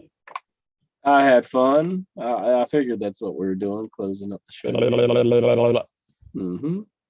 Galgo 13. Sorry we missed a lot of your posts. You are a good man. We love you. That's scary. Wait, are you Vader after the Sam Hansen match? Yeah, Whoop your ass, bitch. popped it right out. I have to find my Vader mask. I have an old school leather Vader mask somewhere. I thought Vader's son did a pretty good job inducting his dad into the Hall of Fame. Would have been I better if did Vader was something. there. I didn't watch one moment of the Hall of Fame. I watched it. I know. I watched most of it. I didn't watch all. Am I a bad wrestling fan? You are a bad wrestling fan. Never watch Raw, never watch the Hall of Fame. Bad wrestling fan. I'm Big sorry. thanks to Brian R. Solomon for being on the show. Most definitely. And Mike Bessler for kicking him into gear. So get on there, boy. Ha! He smacked him around a little bit, kept him in line. No, that's exactly the way it went. But I believe in an upcoming, I don't know, I don't think it's yet, an upcoming Pro Wrestling Illustrated. There'll be something in there by me and the Free. oh, excellent. Blood and Fire. Get it on Amazon and the CW Press. Jack was giving me flashbacks of when Duckman posted a shoot video on Jack. Uh-oh. We don't talk about those times. It's forbidden here on the show. I remember that. Repressed memories. Hey, it's Duckman. Is it true that you put Missy out on Thanksgiving table? He thought we didn't really have Terry Funk on. No. It was the Christmas table. What are you boys trying to do to me? That was a good one. That was a good one. Duckman's not zoomed in. Let's see who are. Let's list the big bitches of in your head. We got Duckman, not zoomed in, big time bitch. Juju B. I'm not participating in this. I'm not participating. President Clinton. None of them are bitches. Not zoomed Just the in. bitch list. The bitch list. The bitch list. So to get off the Jackie Jones bitch list, you gotta grow some, and I don't just mean testicles. You've got I'll probably be on that list. You gotta be brave. You got not be yellow chicken like this shirt. That's more of a mustard. You gotta be a brave soul and zoom into the show and talk to me, talk to Incher, and talk to all the headyverse. So, Clinton, what have you done for us lately? No more living in the past. It is now the present. It is the new era upon us. So get off your lazy ass and zoom into the show, or else you're staying on the bitch list.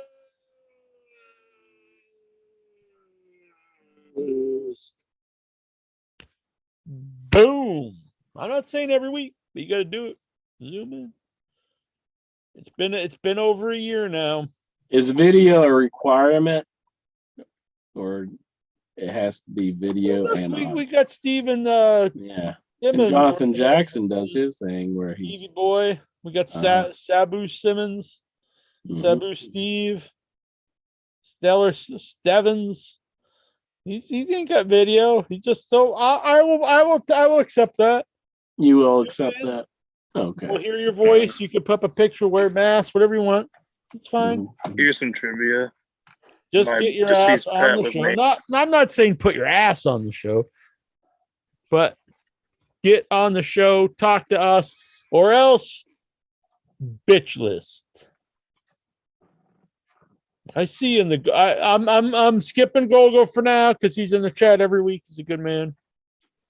But you know, maybe in a few months or next year, who knows? But right now, Clinton Jujubee, Duckman,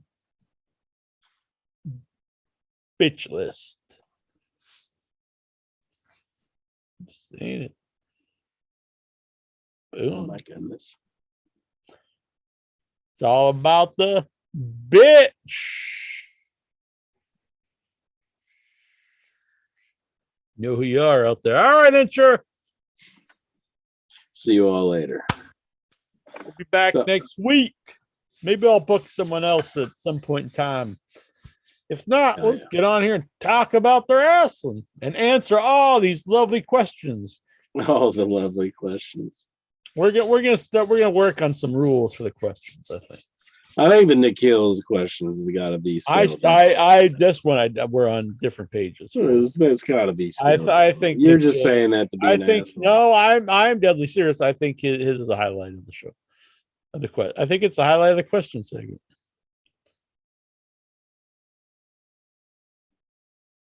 I'm out of here. Goodbye. Bitch list. After Sabu.